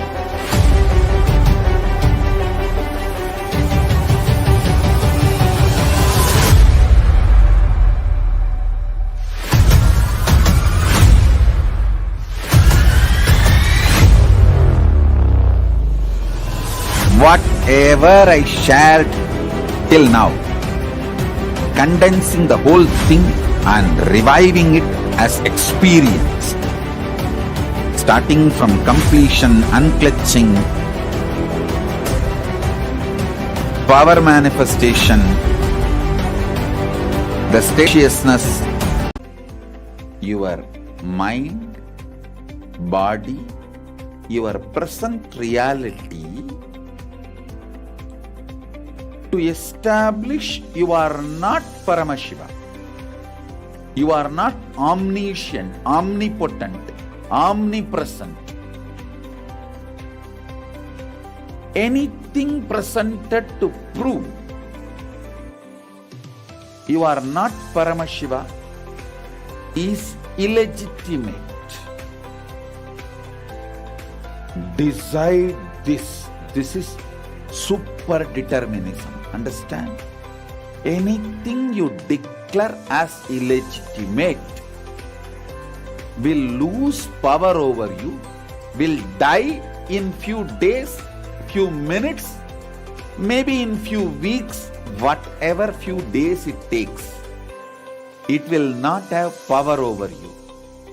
Understand, this is the method for sudden enlightenment. This is the method for sudden enlightenment. It happens by the Shaktipada. Here Paramashiva is sitting. You all. You are Paramashiva. You are me. With Shaktipada and Shaktinipada. The Dvitiya Vinyasa Krama is an extensive and thorough yoga sequence to prepare your body to receive the experience being given by the Supreme Founder of Hinduism.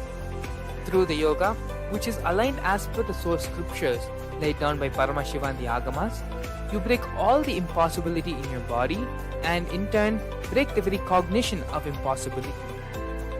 The program leads you to go beyond your human frame and limiting human ideas, which prevents you from living your highest possibility. I will reach you wherever you are, whichever corner of the world you may be. I will reach you with enlightenment. Again I tell you, I am not here to prove I am God, I am here to prove you are God. Don't wait to become divine. Register now at paramashivoham.org.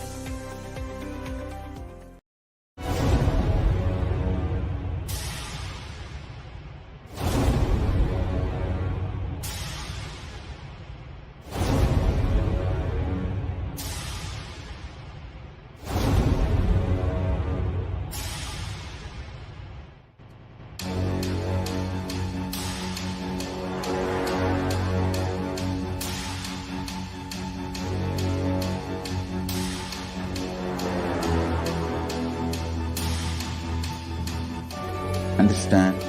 Literally last 39 years from the age of 5, whatever Paramashiva manifested through teaching, speaking, writing, every way, condensing the whole thing and presenting it to you all as experientially in these 21 days through this Jnana Charya, Jnana Kriya, Jnana Yoga, Jnana Jnana is Mahaparamashivoham. Lifestyle for just Paramashiva. Rituals to be just Paramashiva. Yoga for just being Paramashiva. Jnana, just Paramashiva. This Mahaparamashivoham is like literally the ultimate journey in a most safest way.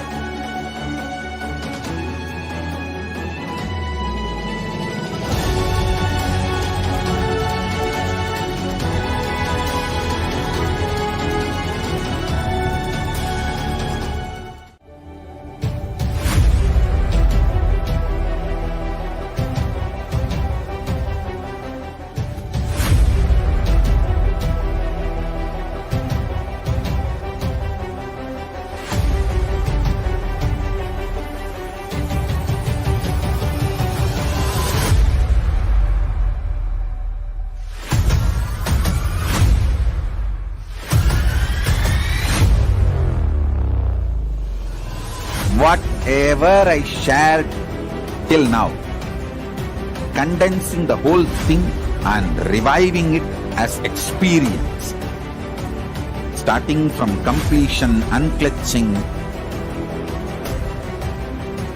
power manifestation, the states of consciousness, and the planes, multiple planes, everything.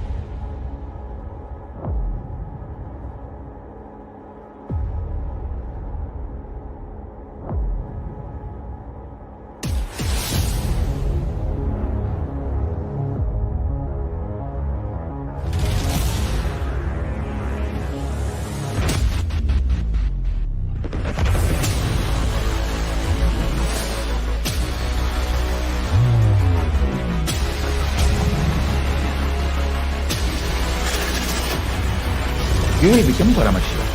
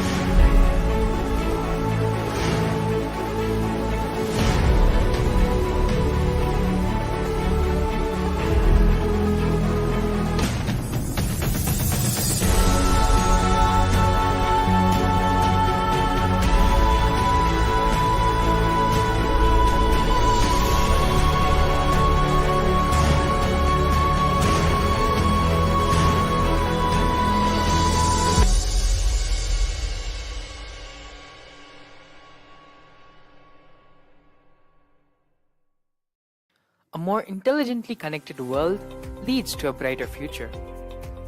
An enlightened humanity leads to a better world.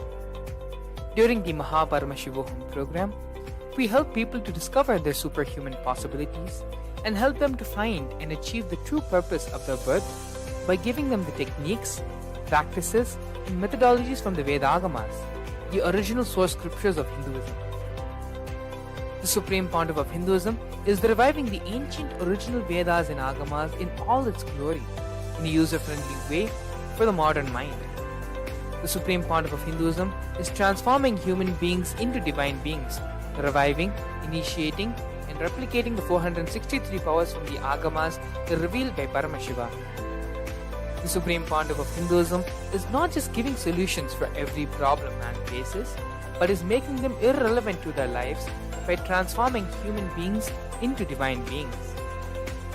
Listen. Any argument presented by your mind, body, your present reality to establish you are not Paramashiva. You are not omniscient, omnipotent, omnipresent. Anything presented to prove you are not Paramashiva is illegitimate. Decide this. This is super determinism. Understand? Anything you declare as illegitimate will lose power over you, will die in few days, few minutes, maybe in few weeks, whatever few days it takes. It will not have power over you. Understand, this is the method for sudden enlightenment. This is the method for sudden enlightenment. It happens by the Shaktipada. Here Paramashiva is sitting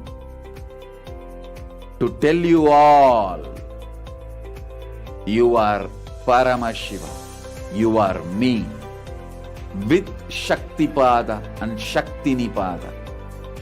The Dvitiya Vijnasa Krama is an extensive and thorough yoga sequence to prepare your body to receive the experience being given by the Supreme Founder of Hinduism.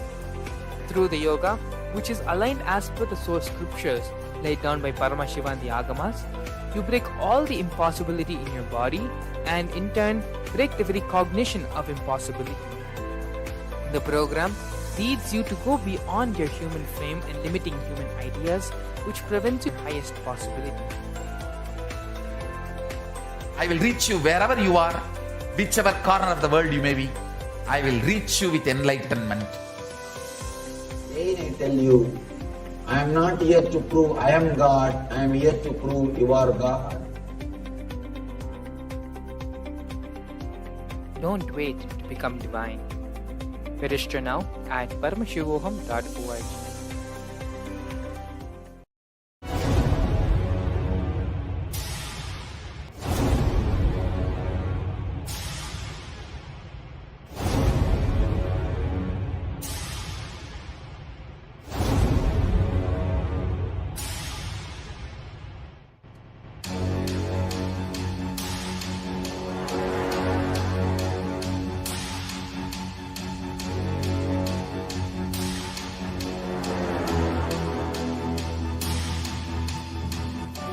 Understand, literally last 39 years from the age of 5, whatever Paramashiva manifested through teaching, speaking, writing, every way, condensing the whole thing and presenting it to you all as experientially in these 21 days through this Jnana Charya, Jnana Kriya, Jnana Yoga, Jnana Jnana is Mahaparamashivoham. Lifestyle for just Paramashiva. Rituals to be just Paramashiva. Yoga for just being Paramashiva. Jnana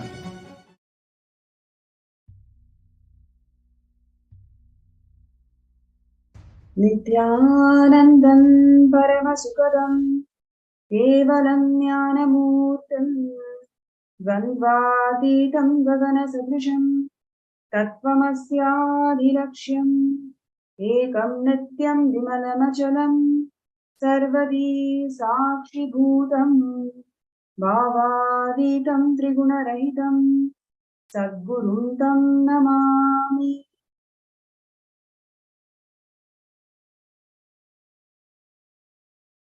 Nithyanandam, I welcome all the viewers and participants around the world for this excellent Bhava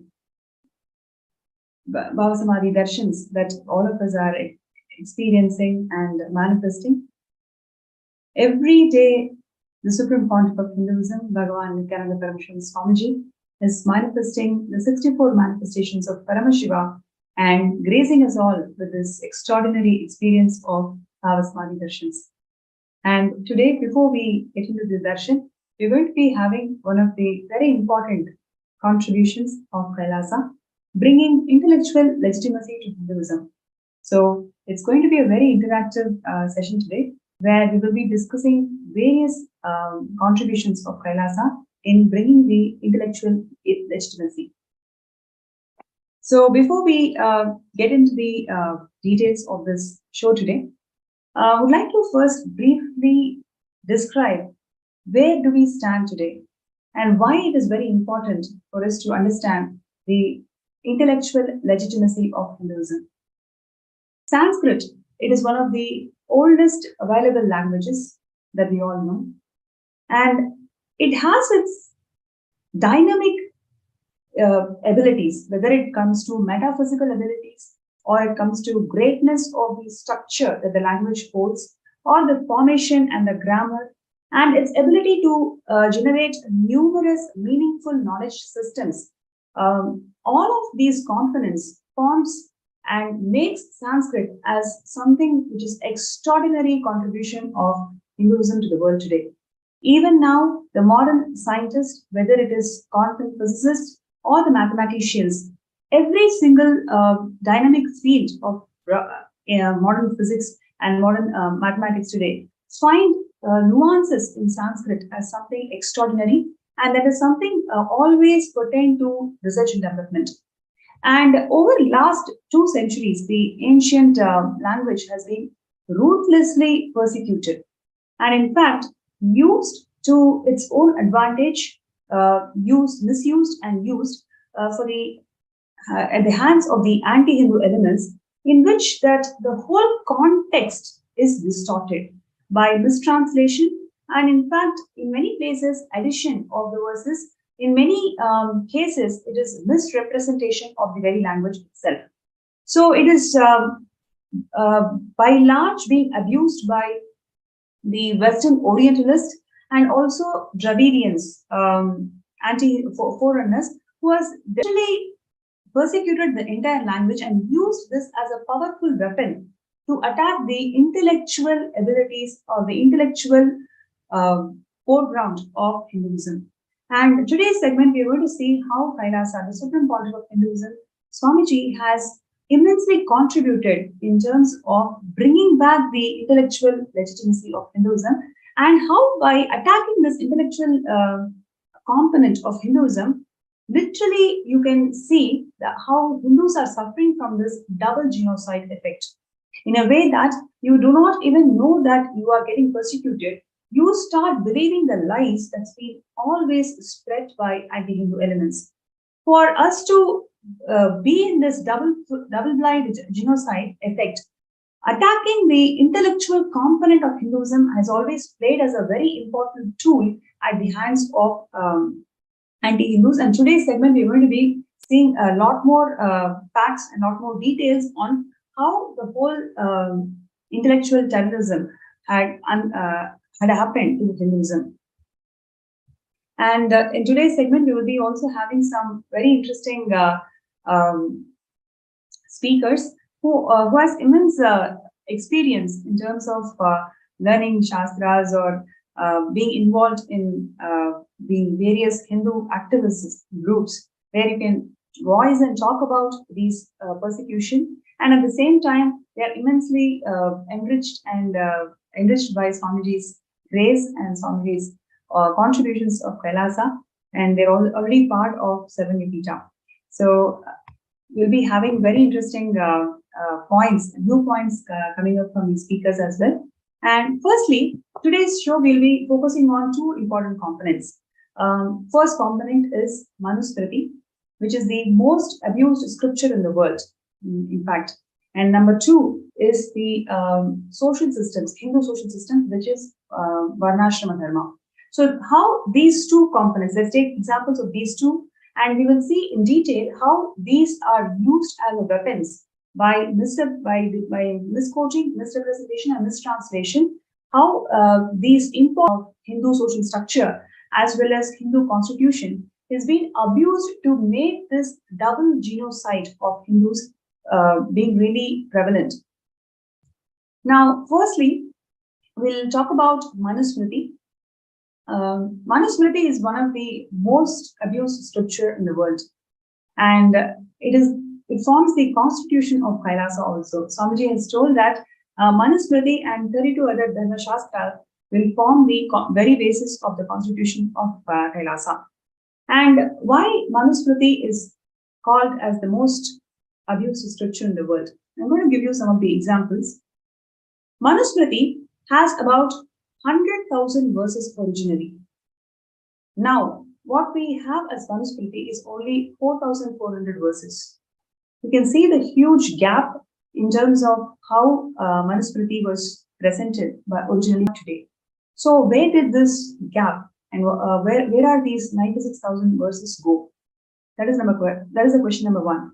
Number two, the original context or the preamble of Manusmriti clearly talks about how the human beings are endowed and empowered to be treated as Paramashiva. That is the first and foremost preamble that Manusmriti is presenting to the world, where it says that you have right to be treated as Paramashiva. So the very preamble of Manusmriti defines the scripture itself, isn't it? Anytime when you go to a bookshop and you want to buy a book, you read the foreword, and the very foreword will actually give you an essence of what the book is going to talk about. This is what is the usual norm, isn't it?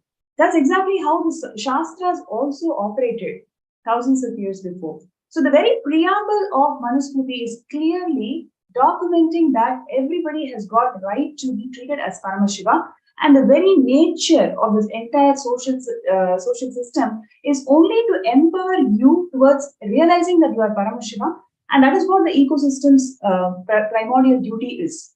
So when the preamble of Manusmriti is empowering the human beings to be treated as Paramashiva, number one, and it is also defining that the entire social structure, Hindu social structure, is focused towards empowering each person to that realization. Number three, it is also giving the idea that it is living enlightenment that is the purpose of life. So all these three things are very clearly stated in the preamble of Manusmriti, so which actually sets the tone of that entire scripture. Now, if the preamble of Manusmriti is defined in this way, then how come what we know as Manusmriti today, how it is completely different? We can actually see the contrast of how we perceive Manusmriti today as and what the preamble of Manusmriti is stated as. Today, we know Manusmriti as a scripture that actually discriminates women. We know Manusmriti as a scripture that is discriminating the lower caste people.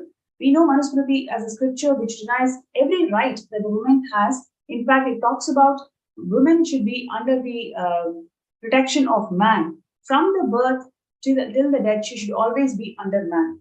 These are some of the violently mistranslated quotes of Manusmriti, which makes us feel that, is this for real? How come Hinduism is actually making people as slaves, especially women and the lower caste people? So we Hindus lost trust in Hindu social structure. We Hindus lost trust in the way women is treated in the society. We Hindus lost trust in the entire ecosystem that Manu had actually empowered the humanity with. That's because of this gross misrepresentation and gross mistranslation that has occurred over the last 2 centuries, which led to this destruction of intellectual understanding about Hinduism. The of Manusmriti is empowering each, while what we have today as a mistranslated text is completely distorted. In fact, it gives rise to a hate speech against the very sacred scripture itself. So this is how the anti-Hindu elements used every single component of Hinduism, whatever is actually strengthening, whatever is used to strengthen the ecosystems, these components were picked and chosen, and in fact used, misused, misrepresented, and mistranslated to give that hate speech, to give that double blind genocide effect in all the Hindus. So now we have now I'm going to request all the viewers out there, you can post your comments. You can post your comments in the YouTube chat. What do you feel about this very fact that how Manusmriti is empowering the humanity with and how it is being treated and misused today? How do you all feel about it? Because the very facts, if you just take the facts of it, you can see how both are extreme corners. But what is presented to today's Hindus is something very, very different, which makes us feel that we have been cheated for last few centuries. without even giving the real understanding of what our Shastras talk about. So I request all the viewers and participants today, you can post your feedback, your comments, and how do you feel about this in the Facebook group. And all the YouTube viewers, you can actually post that in the YouTube chat.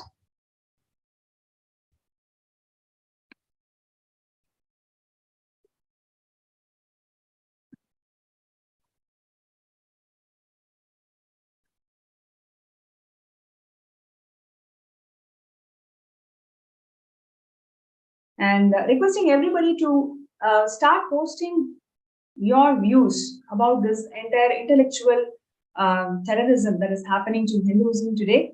So every view of yours really matters. Please understand, if you are part of Kailasa, if you're already part of Swamiji's programs, if you're already a disciple of Swamiji, then you are a Hindu activist. You are the true Hindu activist. Your voice really matters. Your view about what is happening to us today really matters.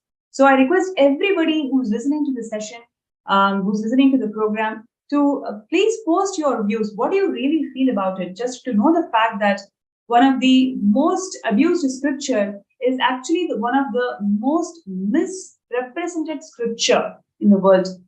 It is actually empowering all of us to become Paramashiva, to be Paramashiva, to realize ourselves as Paramashiva. The mistranslation and misrepresentation makes it look like it is actually discriminating every single human being out there in terms of caste, in terms of gender and whatnot. So this gross injustice that is being incurred to our scriptures, what do you also view really matters here. So I request everybody to take few minutes to post your understandings and whatever you feel, please post that in the chat. Sorry, not in the chat, in the FB group. So you can see there is a QR code that's been flashed on the screen. So you can scan the QR code and it directly leads you to FB group. And in the FB group, you can post your feedback and your thoughts.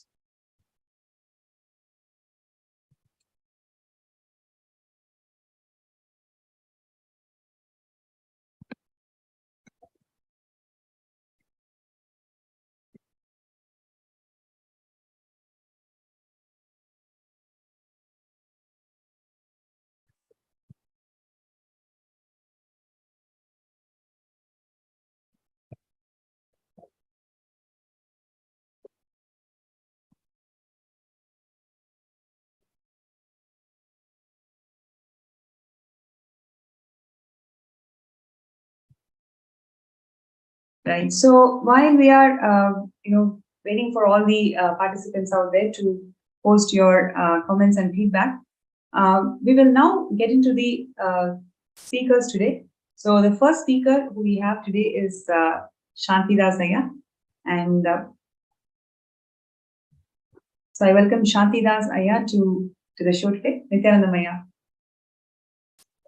So Shantidas Ayya is working in US, and he has got immense interest and passion towards Hindu activism. He's been participating in several activities in this, and he's also contributed a lot towards collecting various scriptures and various scriptures of Hinduism. And he's one of the 70 Yajmans of Kailasa. So it's my pleasure to welcome Shantidas Ayya to the show today. Thank you. Nithyananda. Great. Thank you so much, Ayya, for joining the show today. And I would really like to hear from you, your first-hand ideas on the topic that we are discussing today, which is intellectual terrorism that's been incurred by the anti-Hindu elements for the last 2 centuries, and how Swamiji is bringing the intellectual legitimacy to Hinduism. Yes. So we need to reflect a little bit in terms so that we better understand intellectual terrorism and its basis. So if we look at our history, we were colonized. In fact, today we are still colonized mentally, if not like politically. Politically, maybe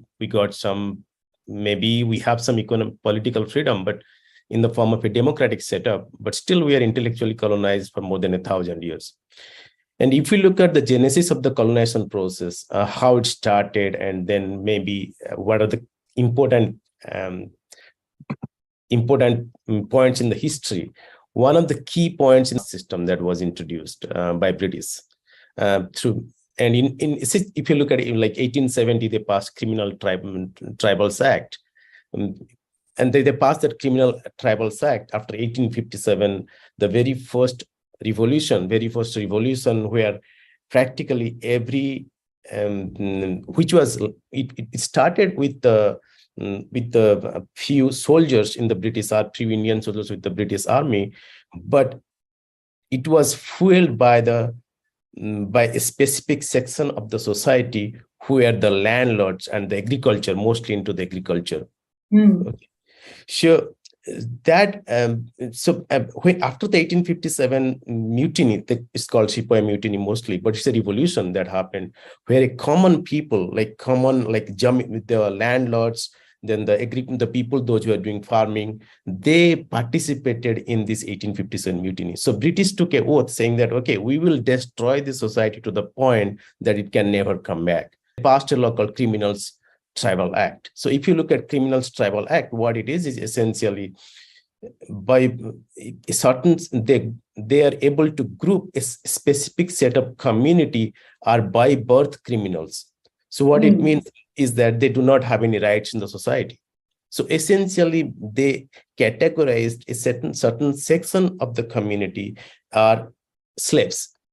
So they have no right. Essentially, if you look at untouchability today, it's essentially that section of the society. Actually, it's a very important point what Shantida Saya is bringing to the show today. Through Macaulay education, all the Indians and Hindus are educated that it is Manu Shastra which has brought this very idea of slavery in the social structure, whether it is in terms of Sudras do not have right to education, Shudras cannot enter into temples and whatnot. What amount of lies and hate speech has been spread against Manu Shastra in today's Macaulay's textbooks and everywhere. But it is actually through this criminal, sorry, what is the act? Criminal Tribes Act. Yes, the Criminal Tribes Act. Criminal Tribes Act of 1890. According to this act, certain sections of the society were termed as criminals by birth. Can you believe this?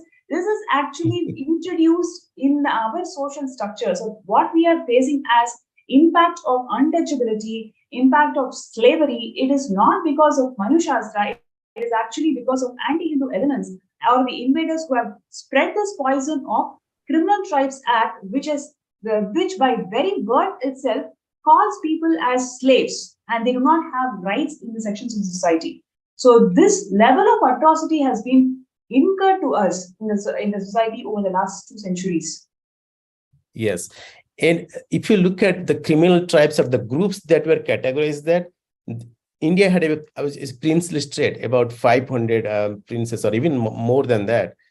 A large section of that princely state came from the community that was declared as Criminal Tribes Act. If a large person like the princes, people may not know, the Ramakrishna Paramahansas, the queen is from that caste. The queen who established the temples, 7 temples, built 7 temples. She is from the criminals, under the Criminal Tribe Act. Yeah, that is what she's from. So in fact, the large percentage, more than about 70% of the princes, the kingdoms belong to that specific caste. So if you look at like how in India during those time, in Hinduism, usually you do not give capital punishment. Capital punishment is very, very discouraged. So the closest form of capital punishment that you give is outcasting. So outcasting is essentially equivalent to you basically outcast them, and it was essentially this section of the people were outcasted from the society. So nobody can. They were untouchable. In fact, it was mostly like slaves in USA. The way the British or the whites brought in slavery into USA, the same thing happened there. Though they had no rights, they had. Completely separated from the society. They had a kind of they cannot even go to certain areas. As soon as they go, they'll be prosecuted, they'll be put behind bars and things like that.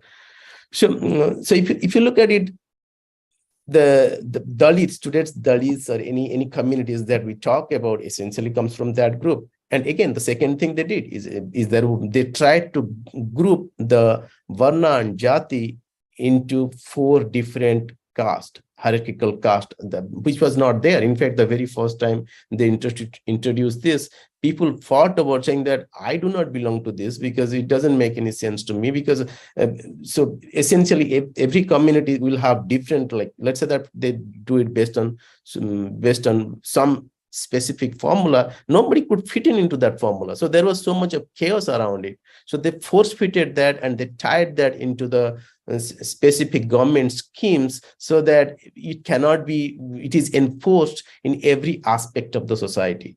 That's what they did. That's the very first thing they did. Wow. And the first forward, if you look at it, what is means, if you look at Hinduism, what it is means, again, I'm trying to simplify it for the purpose of our discussion here. We are saying that everybody is an infinite expression of cosmos. Everybody is essentially infinity, right? So if we think in that terms, if we contemplate on that specific aspect of Hinduism, essentially you are talking about an infinite number of infinite possibilities. That is what is Hinduism is basically. The very first statement is you are divine and you are an infinite possible of the divine, one of the infinite possible of the divine.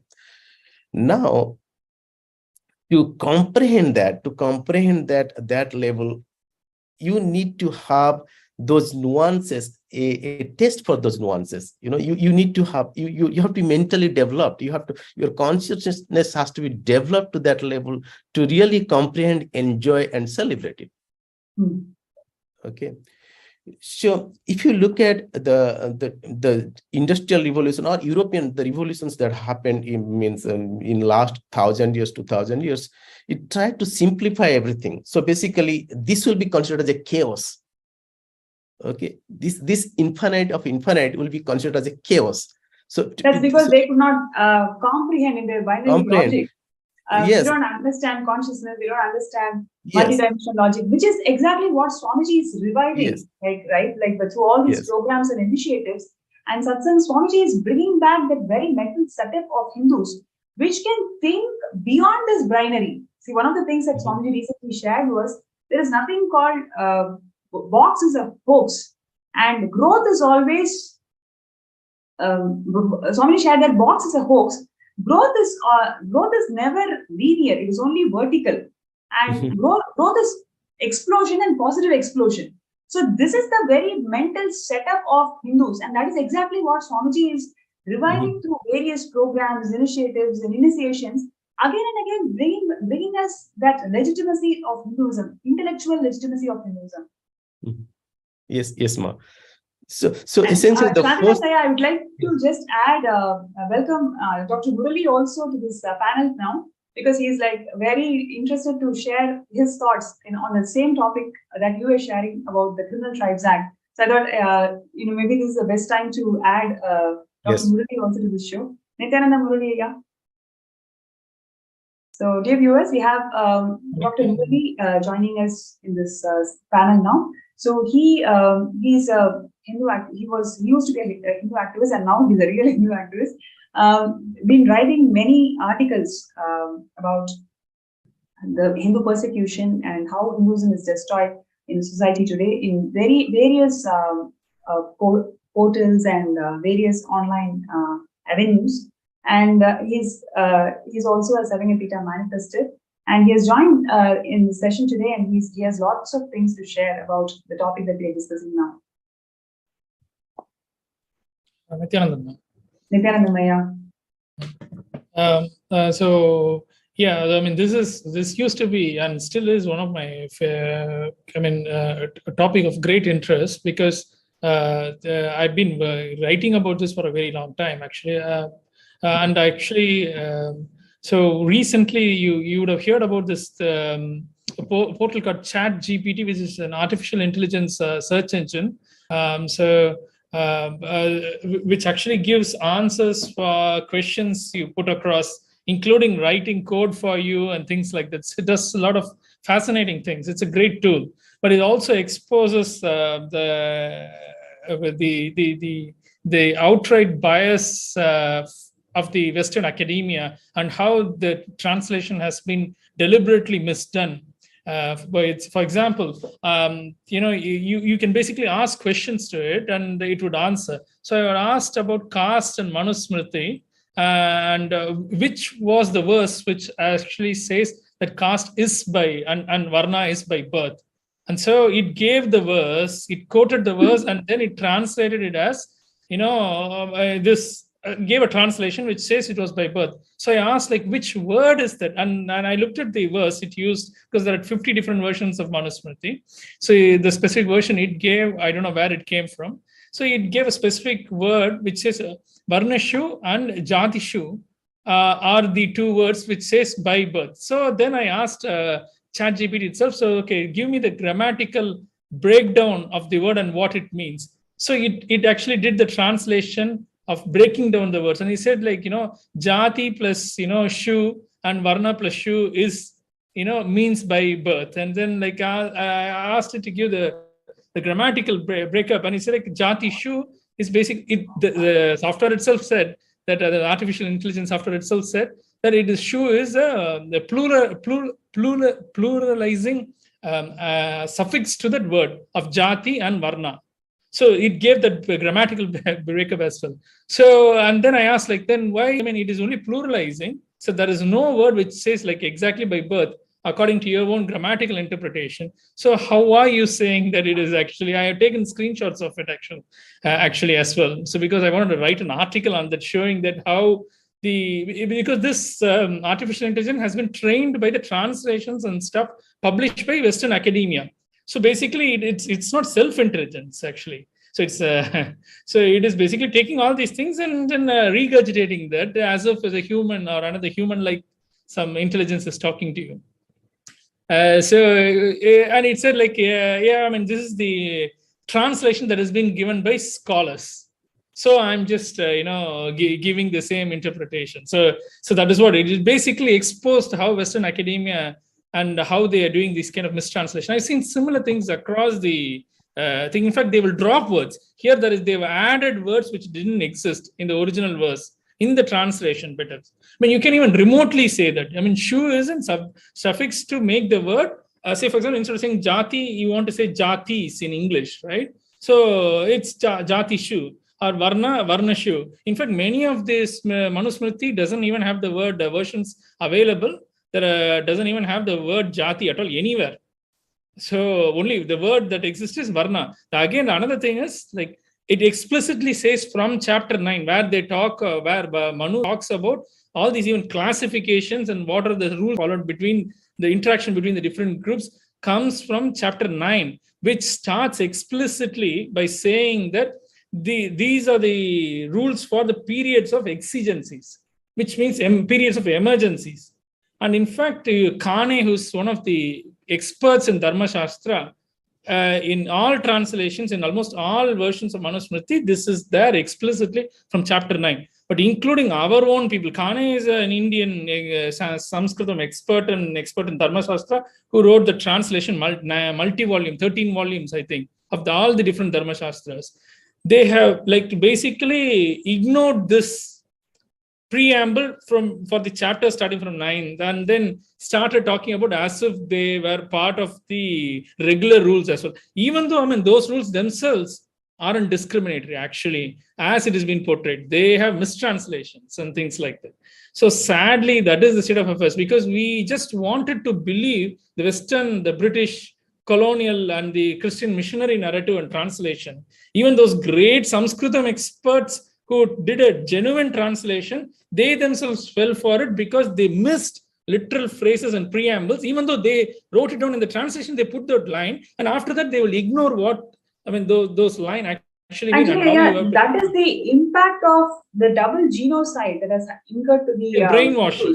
Yes, we are totally brainwashed. Even though we know the language, even though we know the translation, even though we translate it rightly, but we forget it because we are so accustomed to the reality that, okay, Manu Shastra means it is going to discriminate women, it is going to discriminate Shudras. These are all in our brains, So Exactly. even the Sanskrit scholars are not able to see through this whole thing, and they just fall prey for this. Yes, yes. So- and also, I'll give you an example. Beautifully brought up the topic of Criminal Tribes Act. In fact, the whole terminology now we use, scheduled caste and scheduled tribe, originated with the Criminal Tribes Act, where they had an appendix, a schedule to the statute, the law, which listed the tribes and the castes. In fact, in Tamil Nadu, you will know, Tamil Nadu, the caste called the Parayar community, according to British own written records, which was republished by Dharampal in the 1980s, shows that Parayars, and still are, many people in many of the villages still know that only the Talayari, Talayari literally means the village chief, can only be from the Parayar community. So if the village chief can only be from the Parayar community, how can they become the untouchable? So what was the traditional job of the Talayari was to guard the village. You would have also heard of the caste Padayachi. Padai means army. So Padayachi are the people who went and worked in the army. So Talayari are the people who are the internal security, the police department. It's like the commissioners and deputy commissioners and assistant commissioners we have now in the modern system. In fact, that job of being the police of the community in the village was taken away from them by the British using the Madras Police Act, which is the act which is followed all across India till date for the system of the Indian police service. So it's so ridiculous. And then they were actually classified as criminal tribes under the Criminal Tribes Act. The reason being that because they were the people after the Padayachi community, because they were in the army. Once the army was taken over by the British, even while the Indian rulers were there, by deceit, it was the people who would oppose the British interference into the local administration because they were the police, they are the Talayaris. So they were targeted by British and made into untouchable. And when the Criminal Tribes Act came into existence, obviously people stopped associating with themselves because anybody who associates with the criminal will be classified as criminal. Even now the police, right? If you have somebody in your family who had done something, a crime, they will treat the whole family as of being criminal, and then they will harass you and things like that. If your neighbor is so, if you talk to them, then they will come and question you. Oh, what is the connection between you and things like that? Especially if those people are from the lower middle class and the economically downtrodden classes. So this is a tactic they still use. So people force themselves to be dissociated because out of fear. And then that practice became untouchability later on. So this was, there is another evidence for it. In fact, there is something called... I would like to jump in here, Dr. Mulle.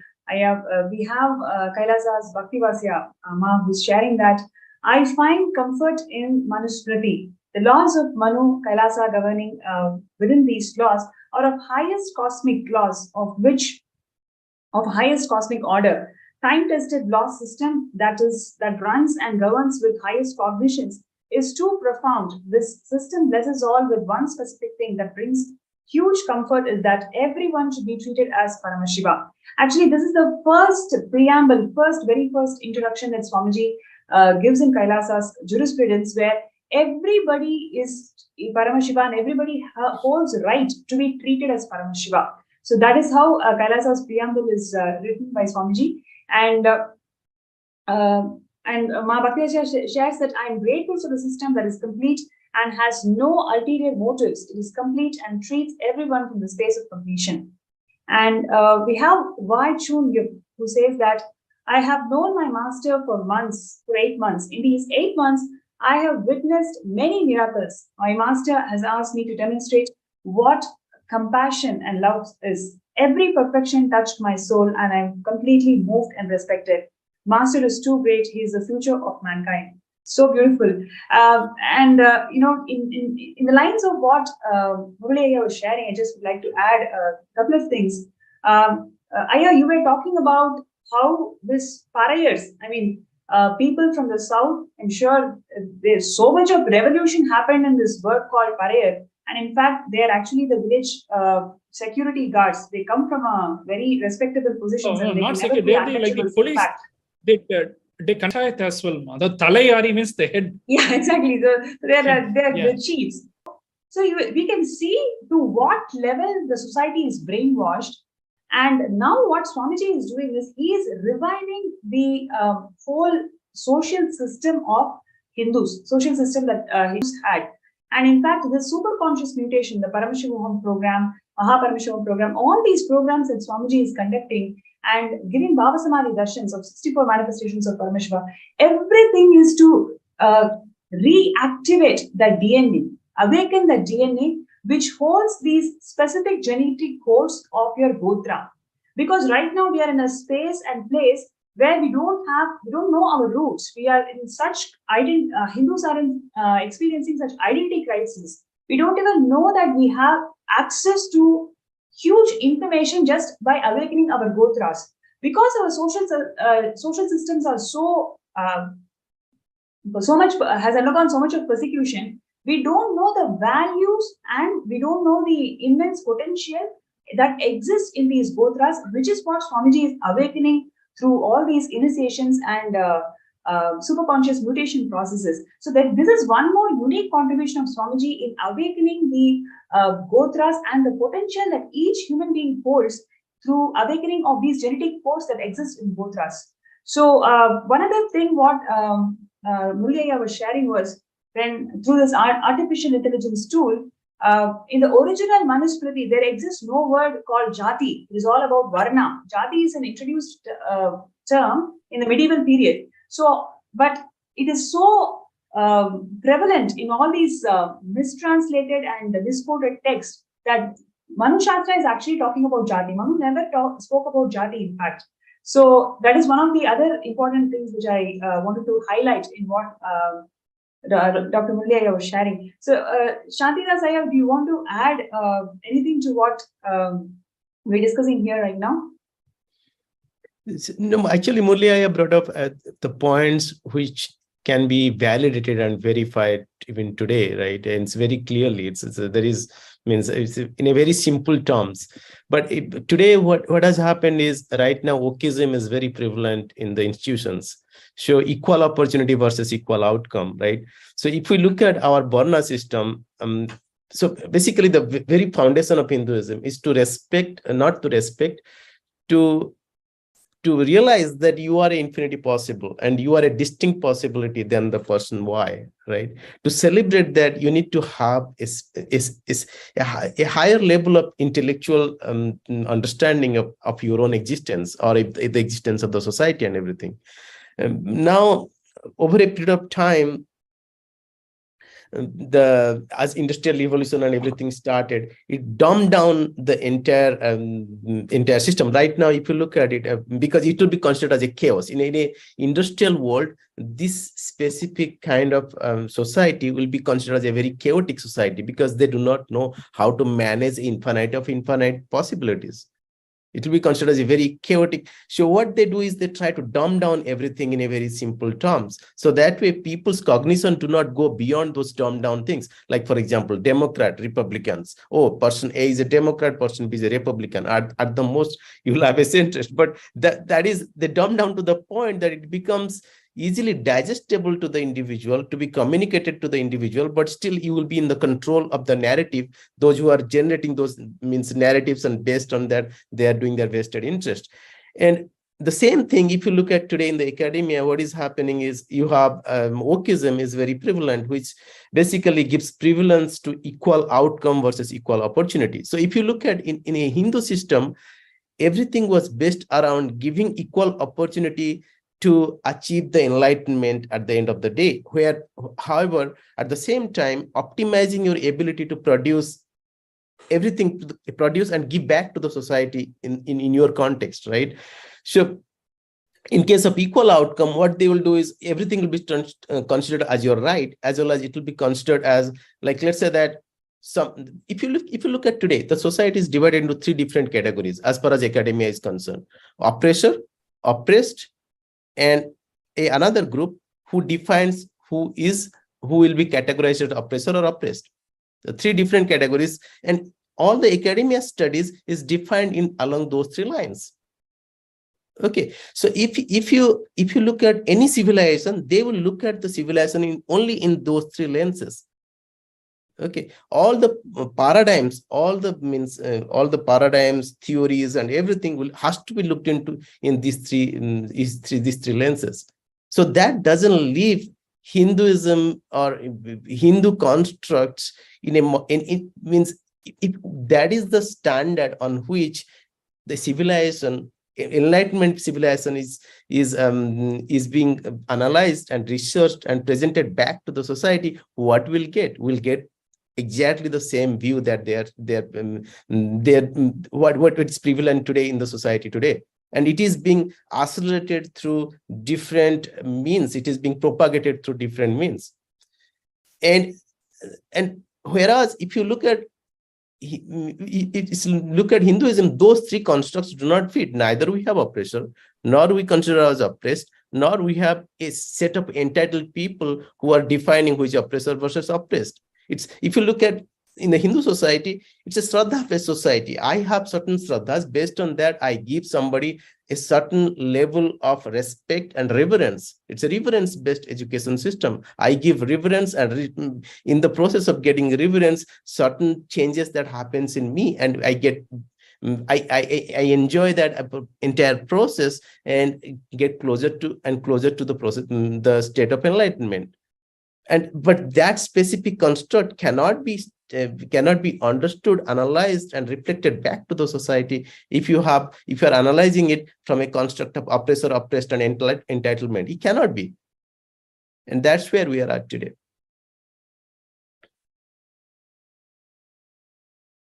Yes, absolutely. And how do you see Swamiji's contribution over the last 30 years is deeply influencing the Hindu youth in understanding the real intellectual wealth that Hinduism holds? Yes, ma. So basically, if you look, if I understand Swamiji, it means it will be too small for me to understand. But if you look at Swamiji's vision is to revive Hinduism as per Hinduism, not through authentically revive Hinduism as per Hinduism, right? So the very first bold statement, Swamiji, nobody has made so far. Manusmriti is part of Kailasa's constitution. What does it tell? That itself tells means about to the Hindu youth who wants to get. Oh yeah, initially he'll be confused. Initially he will say that this is some, but as he gets deeper and deeper, and the interest that he generates, he will start looking at what is Manusmriti, and which is essentially, then he will come to the same realization. He's basically taking the intellectual context from a Hindu context and presenting it to the masses so that they truly can understand, digest, and see its value for themselves for themselves, as well as for the society, as well as to truly understand the purpose of life. And he's doing that in every single sense. Like, for example, he has spoken extensively about Varna and Jati. Extensively. It means he has written articles on it. It means he himself has written, I think, 1 or 2 articles, or we have transcribed few of his satsangs as articles that I have read in the past. And if you look at it, how he eloquently talked about Varna and Jati in one of the articles that I had read earlier, he said that there is no capital difference between a Brahmin teaching something and someone else. Let's say that somebody is let's say that the Brahmin's teaching from a capitalistic point of view has no greater value than somebody producing grain. Like so there is at that level quality. Okay, because that thought current is not present for a Hindu point of view, that Brahmin's teaching is much more capital value than somebody producing grain. But if you look at today's society, the knowledge, let's say that somebody is doing something in the computers, it has been given a lot more value in the sense that he can earn more. It is given a lot more value than somebody producing grain. So, but that specific dynamics is missing completely from the Hindu, from a Hindu Varna system point of view, because that specific cognition is missing, because that is how it is not set up. So nobody is supposed to should think that, okay, just because in the process of Brahmins producing knowledge, he will have a much higher status in the society or lower status in the society. There is no such ideas that is that we the Hindus are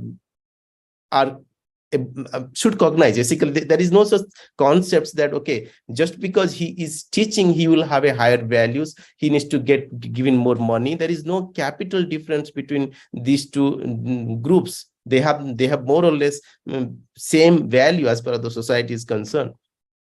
It's a fantastic point that you brought out, because I'm in the financial sector now. So this is one of my favorite topics, economics. And Swamiji talks about Sadashiva's economics and economics in the Agama.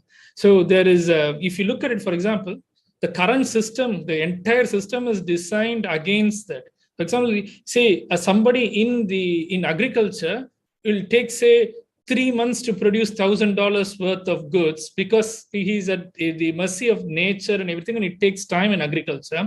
A computer programmer will make the same $1,000 in a month, and somebody in Wall Street will do it, say, in 1 day, make it. So its efficiency is very high. See, the different industries have different efficiencies. So using the same unit of economics, currency, that is, in all these fields, is to actually enslave the agriculturist and destroy it.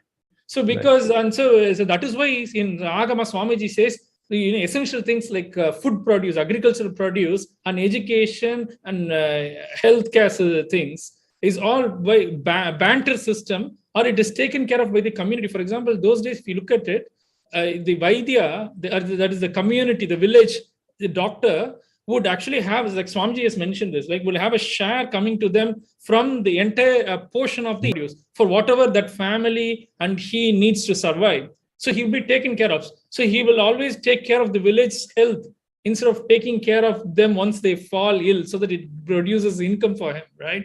So, and there is no currency there at all. So they will not be running behind currencies. Now, anybody from all the way up to somebody who works as a laborer to all the way somebody who's on Wall Street is running after the same currency. That is why everybody is running after investment, share market, stock market, mutual funds, and things like that. So basically what they have done is the economic system in the West is designed in a way that it makes people run after currency. Otherwise, their whole life and their retirement is insecure. So constantly people are made feel insecure.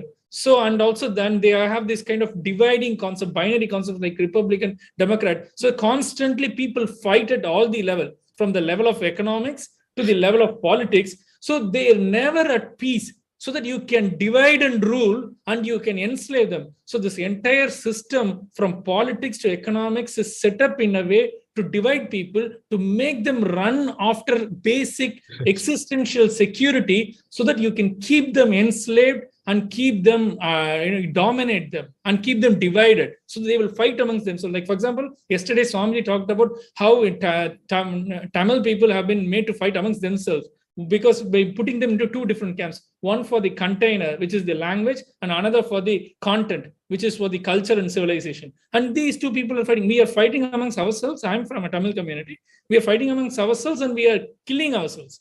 So in the US, it's even worse. Democrats and, the left and right, the left side of your body and the right side of your body is like literally cutting yourself off. I can't even go and look at the comments on a financial website like investing.com. All the time, Democrats and Republicans are literally killing each other off verbally. I really avoid going below. I stopped reading regular news and I never go to regular news sites or anything. Even financial sites, you cannot look at them. Investing.com, what is that for, there for Democrats and Republicans to come and fight? And they like literally